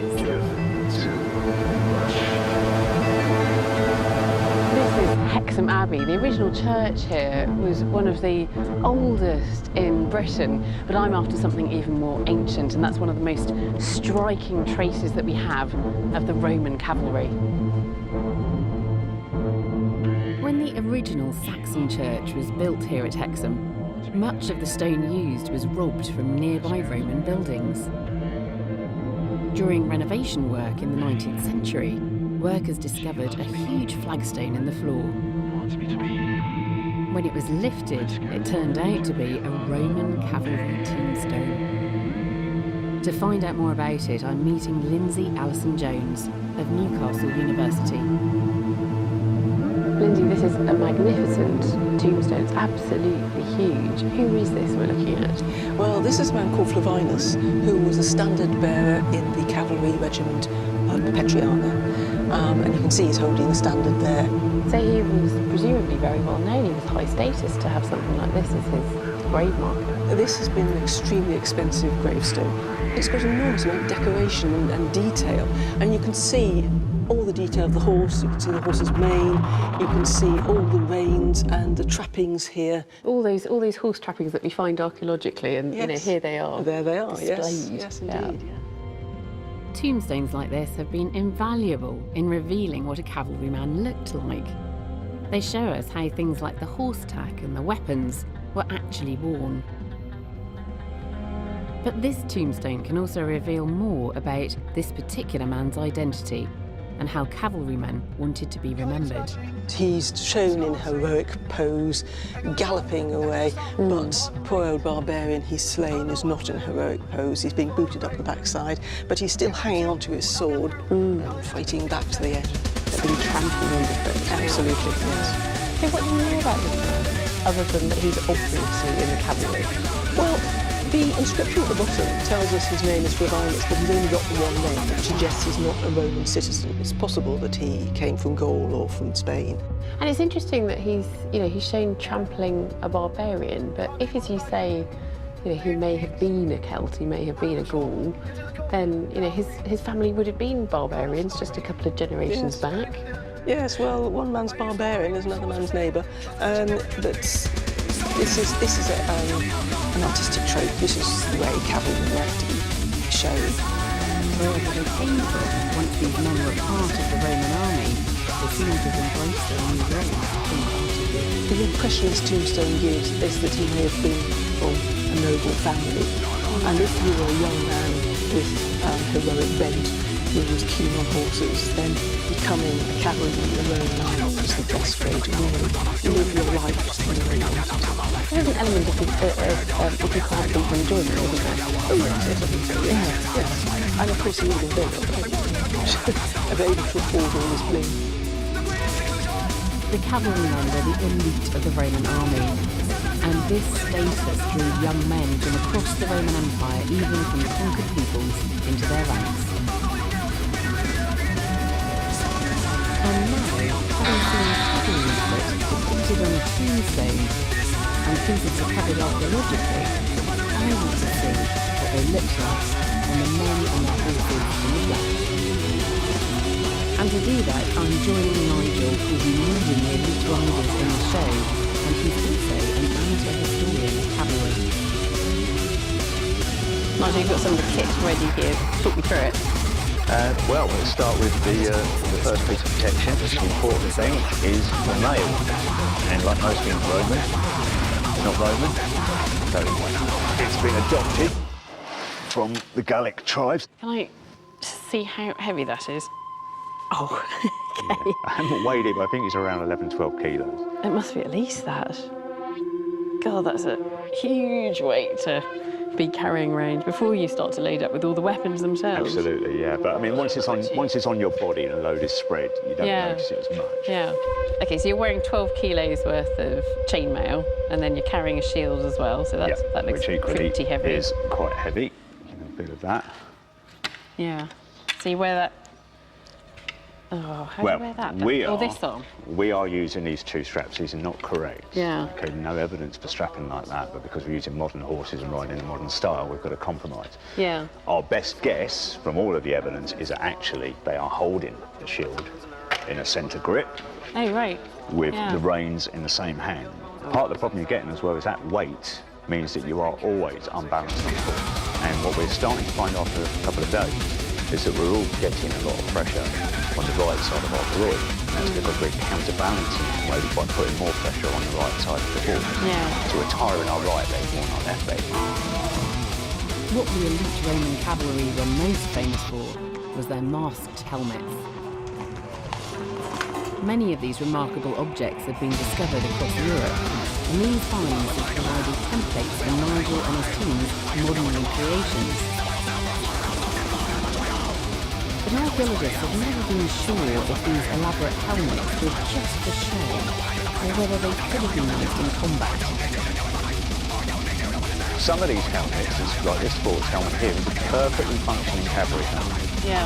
The only thing that's different is the addition of the face mask. Now, if that face mask is made to fit the cavalryman's face, absolutely fine. Better visibility in the later medieval helmet, the effect psychologically on an enemy would be tremendous. There's something quite scary about them, that expressionless face, I think. Yeah.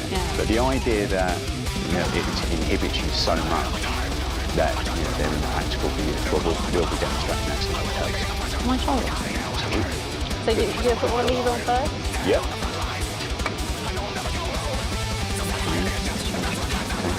Should go straight on. Oh yeah, it's quite a snug fit actually. Well, it needs to be. What you can't have is it moving, because that's going to be blind. Yeah. So it needs to be. You need to be used to discomfort of having it firmly fixed over your face. I'm not even moving in here, Nigel. It's getting a bit hot and sweaty already. Just from my breathing. I'm going to take that off. Ugh. It's amazing to know so much detail, isn't it? A lot of this is kind of working out what works, what kind of padding you need. how it all fits together, how it all works together, and you can only really do that by trying it out. Yes, absolutely. I'm really looking forward to the term this afternoon, but I've already started to learn a lot more about the Roman cavalry from talking to the archaeologists and about how important this experimental archaeology is when suddenly all of their research gets tested, gets put into practice. How does it feel and how does it work to put on all of that armour, all of that kit, get on a horse and ride out into battle? What made the elite Roman cavalry such feared warriors wasn't just access to the best kit available, but a grueling training regime. But the modern riders who are putting on the cavalry tournament have to cram their Roman cavalry training into just one session the day before the performance. For the first time, all 30 horses and riders are in one place.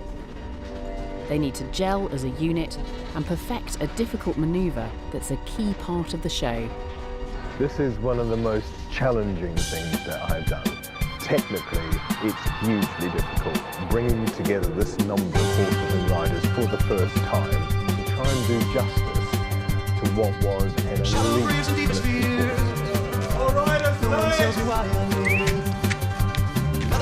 When we go out next, we're going to, as we are, we go out with shields and with spears. We're going to do some basic drill with the whole terma together. We'll make our way down.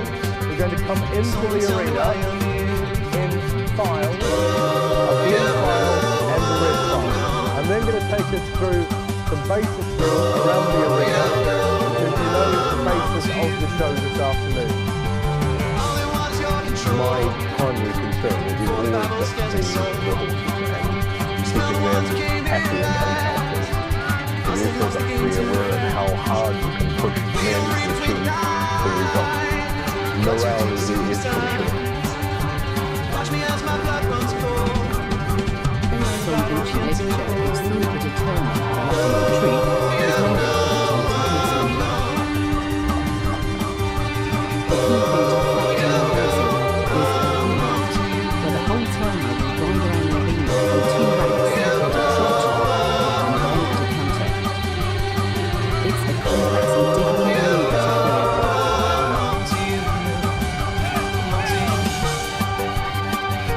to learn a lot about how they must have done it in Roman times. Because when you try this stuff yourself, you understand the whole set of just small practical details that they add up. That's something we think about training in men, cavalry men. In some ways they're much less important than training the cavalry forces together. So you learn all sorts of things. You've got a small details of the town. Skills really must have taken years of practice to get effective. We're playing catch-up. They were the masters. Both looking forward to it and a bit nervous about it. I think this is the most nervous I've been about a reenactment. I do so many of them each year, but this one seems to be at higher stakes, and we have more to prove of what can go wrong.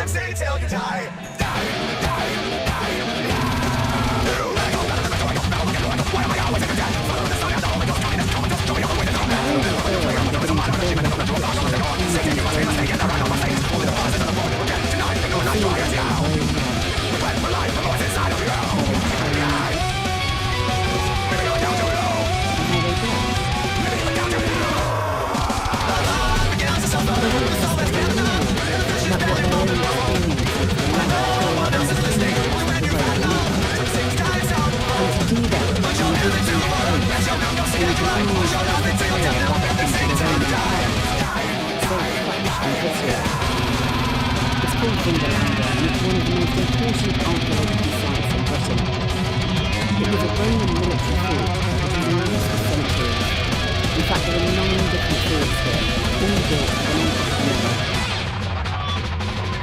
When digging began here in the 1970s, it was discovered that the deep ravines were amazingly well preserved because they were water and contained very little oxygen. This lack of oxygen meant that the gaseous objects usually before the ground had been preserved, things like wood, bone and leather, providing only health conditions to Torrential rain has meant that the excavations have been abandoned. That doesn't matter, because I'm most interested in seeing some of the small finds that have emerged from the Slipkok site over the years. To see what these finds have been found at the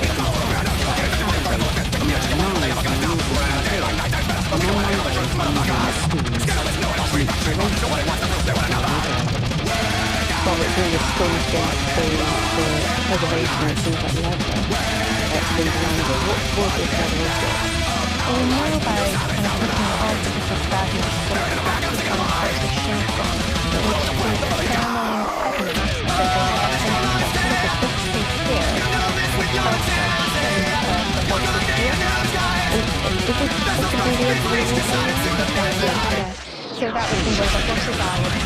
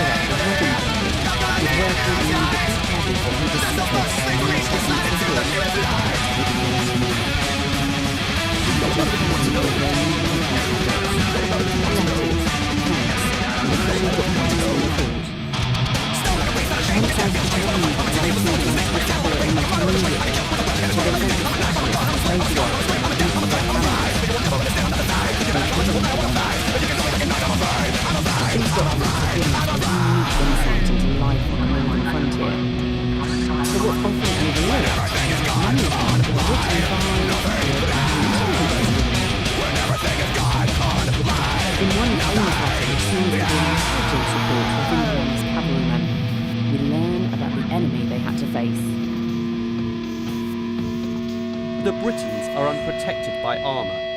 There are very many cavalry.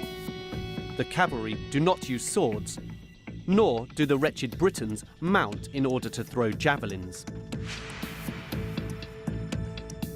After years of research, Barbara and her team are also starting to discover personal stories about individual cavalrymen from the Vindelandia letters. And you've got some reproductions here of a couple of the wonderful Vindelandia letters. What are these referring to? Well, the letters and the writing tablets give us such a good idea of the actual people here. Both of these are accounts, and they talk about a single individual. His name is Tadmas, and he's from the Bardilian cavalry, and his name is just across here.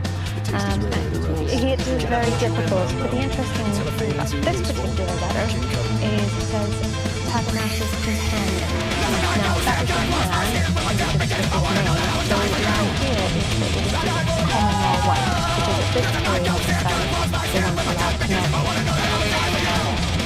This one here, again, talks about Tadmas, and he's right here, and he's a vexillarius, which means that he is standard bearer for the Bardilian cavalry, and here he's purchasing lances, common cavalry equipment, so it's not too But this story goes further because not only do we have him in the tablet, but we also have him in this info. So you can see whatever was in here, and we think it was all Stephen wine. He didn't trust his fellow officers because he had to write his name on his precious imported food. Yeah. So he starts to build up these pictures, married, then he has his friends, and children, and children, constantly likes his food, import food that from him. So you suddenly really build up this lovely picture of who these people are. We've heard a bit of a classic picture of the Roman cavalry here at Vindelandia,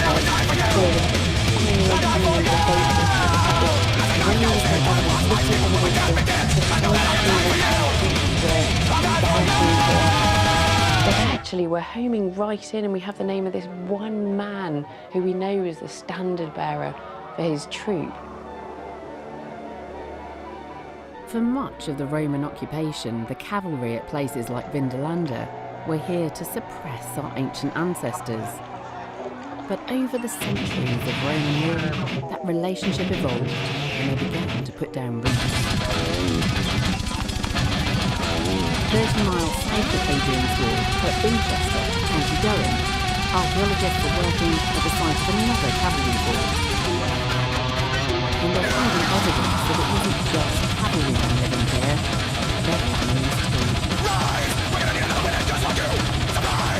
The team from Durham University and they're excavating the fort cemetery. They're tracing the actual struggle. The soil conditions mean that little survivors are most leading the group is Dr. David Fox. One of the problems with recycling is the soil will reference. So normally when you're looking at the cemetery, you find bones and pellets of gold. Instead, we just have things like this 6-foot long pits, which most of the time contain virtually nothing in them. But by chance, in one corner of the trench, the team has found a skeleton that has survived the acid soil conditions. It might be able to give the team some insights into the people who lived here. You can see solid balance guys, bits of the skull, bits of the drill layer drill, you can see really actually get a lot of information from the teeth. And we can look at the chemistry of those teeth and tell us a lot of information, so they'll tell us about things like their diet, food, meat, vegetables, and people and eating. That's quite interesting to like get the golden background with the millions. There's also potential to tell us even broadly where these people came from. So maybe somebody was born and brought up here, maybe somebody came from another part of where we live or elsewhere around their time. So by looking at the teeth, doing stuff like that, you can draw remarkable information into quite a thing. These results will be another useful piece of the jigsaw puzzle to help archaeologists understand who was living at this fort in the Roman Britain. In another area, one of the archaeologists has made a discovery which adds weight to the idea that the fort contained not only the soldiers but their families. It's a child's grave. So we've now got 2 beads have come out of this particular feature, but I think because we've got these particular beads with beads, we've got this child's grave. Even though many bones survived, it's probably What's clear here is we've got all parts of life, so not just the children, children, children's graves, children's wives, adult graves, female funerals. It's not just isolated children in the middle of nowhere. So people who make young couples and protect it, they're marrying the people who generations ago the actual concept. It's really lovely to think about how we put it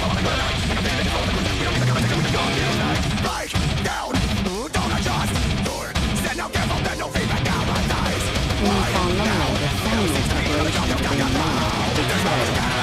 So having 30 houses together easily used the opportunity for archaeologists. And so they've decided to ask Alan and his readers to test out some of their theories about the cavalry that go beyond the tournament itself. They want to try to answer a key question about how the cavalry fought and discover that a certain battle formation was heard about in ancient literature actually being performed in real life. I'm joining archaeologist and event organiser Bill Griffiths to see if Brian and his team can provide some answers. So what are the main research questions you use? What would you do to find out? No one's done that before, virtually right in the Really? No, well, the Romans did. Yeah. Not since. And with the proper authentic kit, with the stirrupless saddles, all these kinds of things. And we just want to see if we can learn some new data about how these cavalrymen rode, what it was like to ride in a unit, what it's like to ride in formation. Bill and the other archaeologists want to see how the Roman cavalry might have attacked their British enemies. There are some literary texts that describe Roman cavalry drill, but all we've got is the words. So at the moment, we've been interpreting the words. Now, are we interpreting them right? Actually, once you have the horses with you, you can start to play about and say, well, actually, you can do this, you can't do that. Alan and his riders are going to attempt to create a battle formation called the Go Wedge. The archaeologists think it's never been used to attack enemy formations, so in attacking their ranks. So we're now assembling the studio, the ridge. Great. Yeah. See how that goes. Fantastic. This is the battle formation. This is the battle formation. I mean, there's sometimes the cavalry described an air, which is the wedge. But it's really just a form of triangle to break into the ranks of your enemy. The riders carefully form up in ranks to create a wedge shape.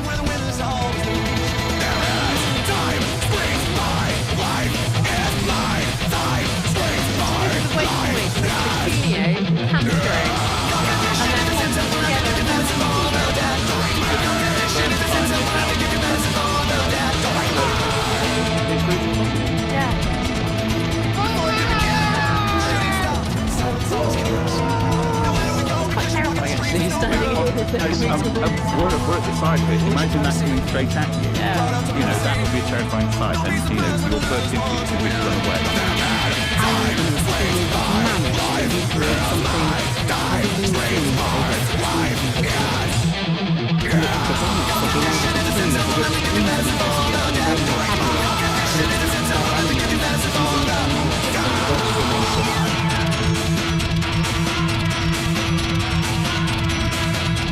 But the cavalry weren't just the most feared soldiers in the Roman army.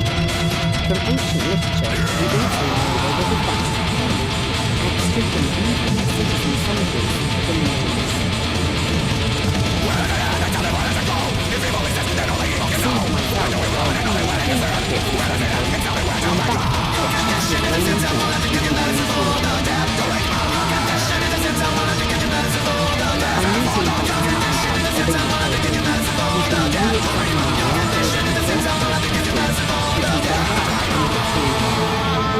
The objects in the museum here really highlight just how wealthy and powerful the Roman cavalry were in Britain. So these objects were excavated more than a century ago. That's right. So John Clayton inherited the big mansion house at Chester's in the 1830s, and he had Chester's Roman fort in his front garden. So he excavated there nearly every year until he died in 1890. So we've got all of these fantastic objects from those excavations, but you've been taking another look at them, haven't you? Scholarship's changed a huge amount in that amount of time. We've learned a lot. There's been a lot more finds which give us different information. So one of the things related to the cavalry that we're able to discover is beads here that have always been changed into jewellery. We now know from finds they've been turned on harness. Discoveries by revisiting these old finds. Exactly. So even though I wasn't excavating, you know, I wasn't excavating the boxes and finding out new things. And new things are still That's right. These are some of the pendants that we have. This one's a really nice example that has pretty much complete. And you can see the design there is two dolphins. Very bright and golden jewels that honestly do Catching this stuff makes the horsemen very impressive and sound very impressive in your dancing. Now this is a beautiful game, so this is a decorative element of a skill. You need to see it close up together to realise that decoration absolutely gorgeous. That's one part of it. Imagine that big, bright, shiny, so this is God. That's right, so with those rods that are twisted together to make the pattern, then stretched and stretched until it's tiny, and then you salami slice it and set it. It's absolutely gorgeous. And the other road there stands for the piece of which you would appreciate how it makes that one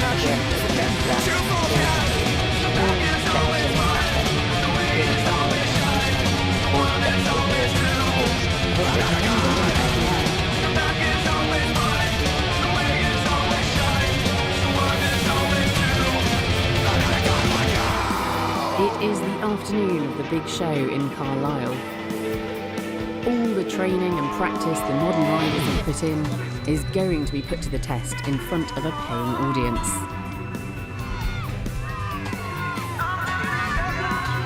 And for the archaeologists, it's a unique opportunity to see their theories and assumptions put to the test.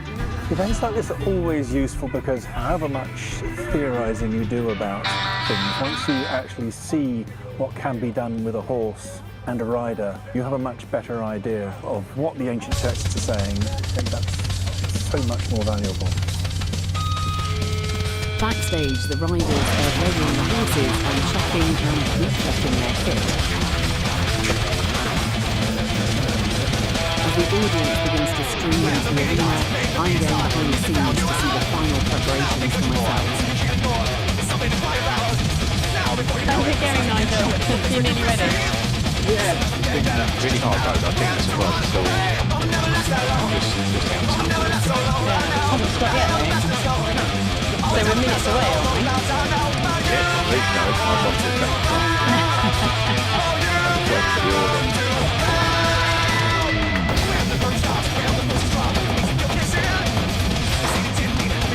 There's an incredible texture of spices that's bubbling under the surface here, and the riders are just about to step up into the arena. I'm going to go in and take my seat.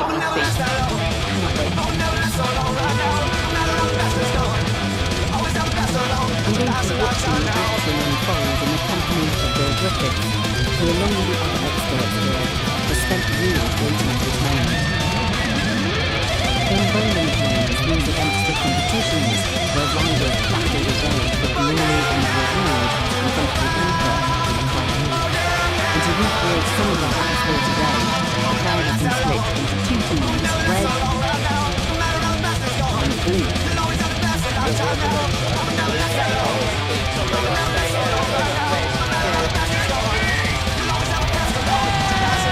Hey, that's my team. No,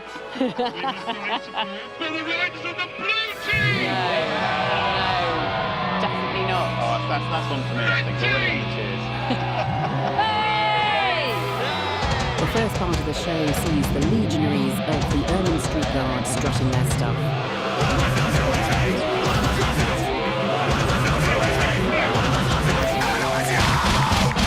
Then it's time for Alan, Nigel and all 30 riders to take center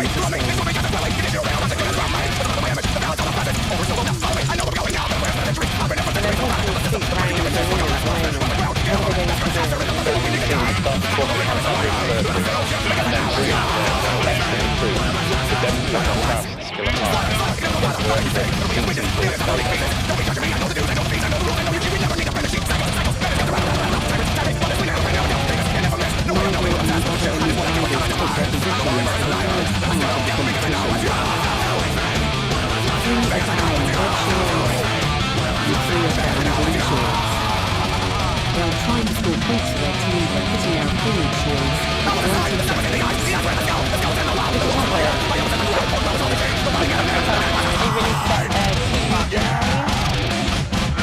The first test is the continuing wheel.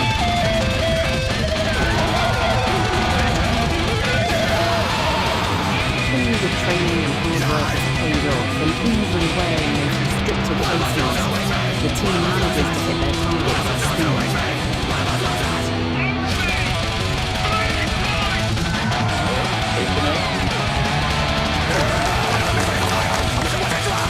Next is the charge, which is like a movie with blast, but with prone javelins.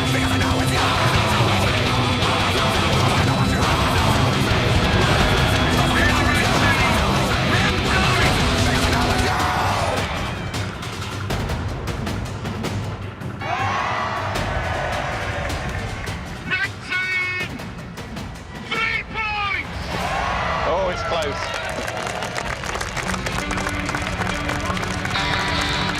And finally, the pursuit. One rider attacks and then is chased down by the victim.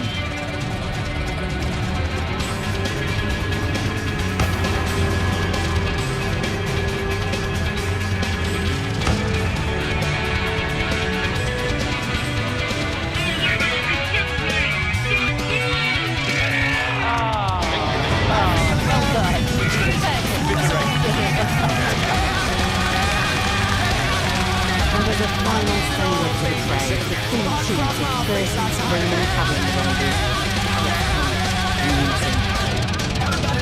It's an awe-inspiring sight, and a reminder that these tournaments were used to demonstrate Roman power throughout ancient countries.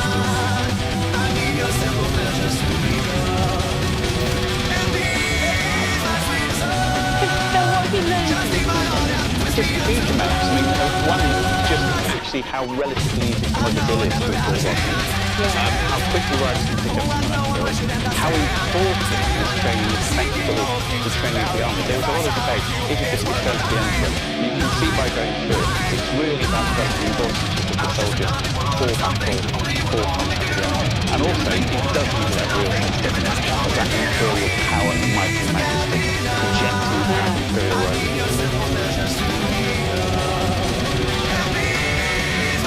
So there's a lot of people sticking around after the show itself to learn more about the Roman era. And what a fantastic way to engage the Royal Navy with the period and culture. And the artists themselves learned a lot from this experience. For me, I found it impressive, but I also found quite stimulating. Going back, power of the Roman army brought to life. But it's a symbol of passion as well. Really interesting but like things.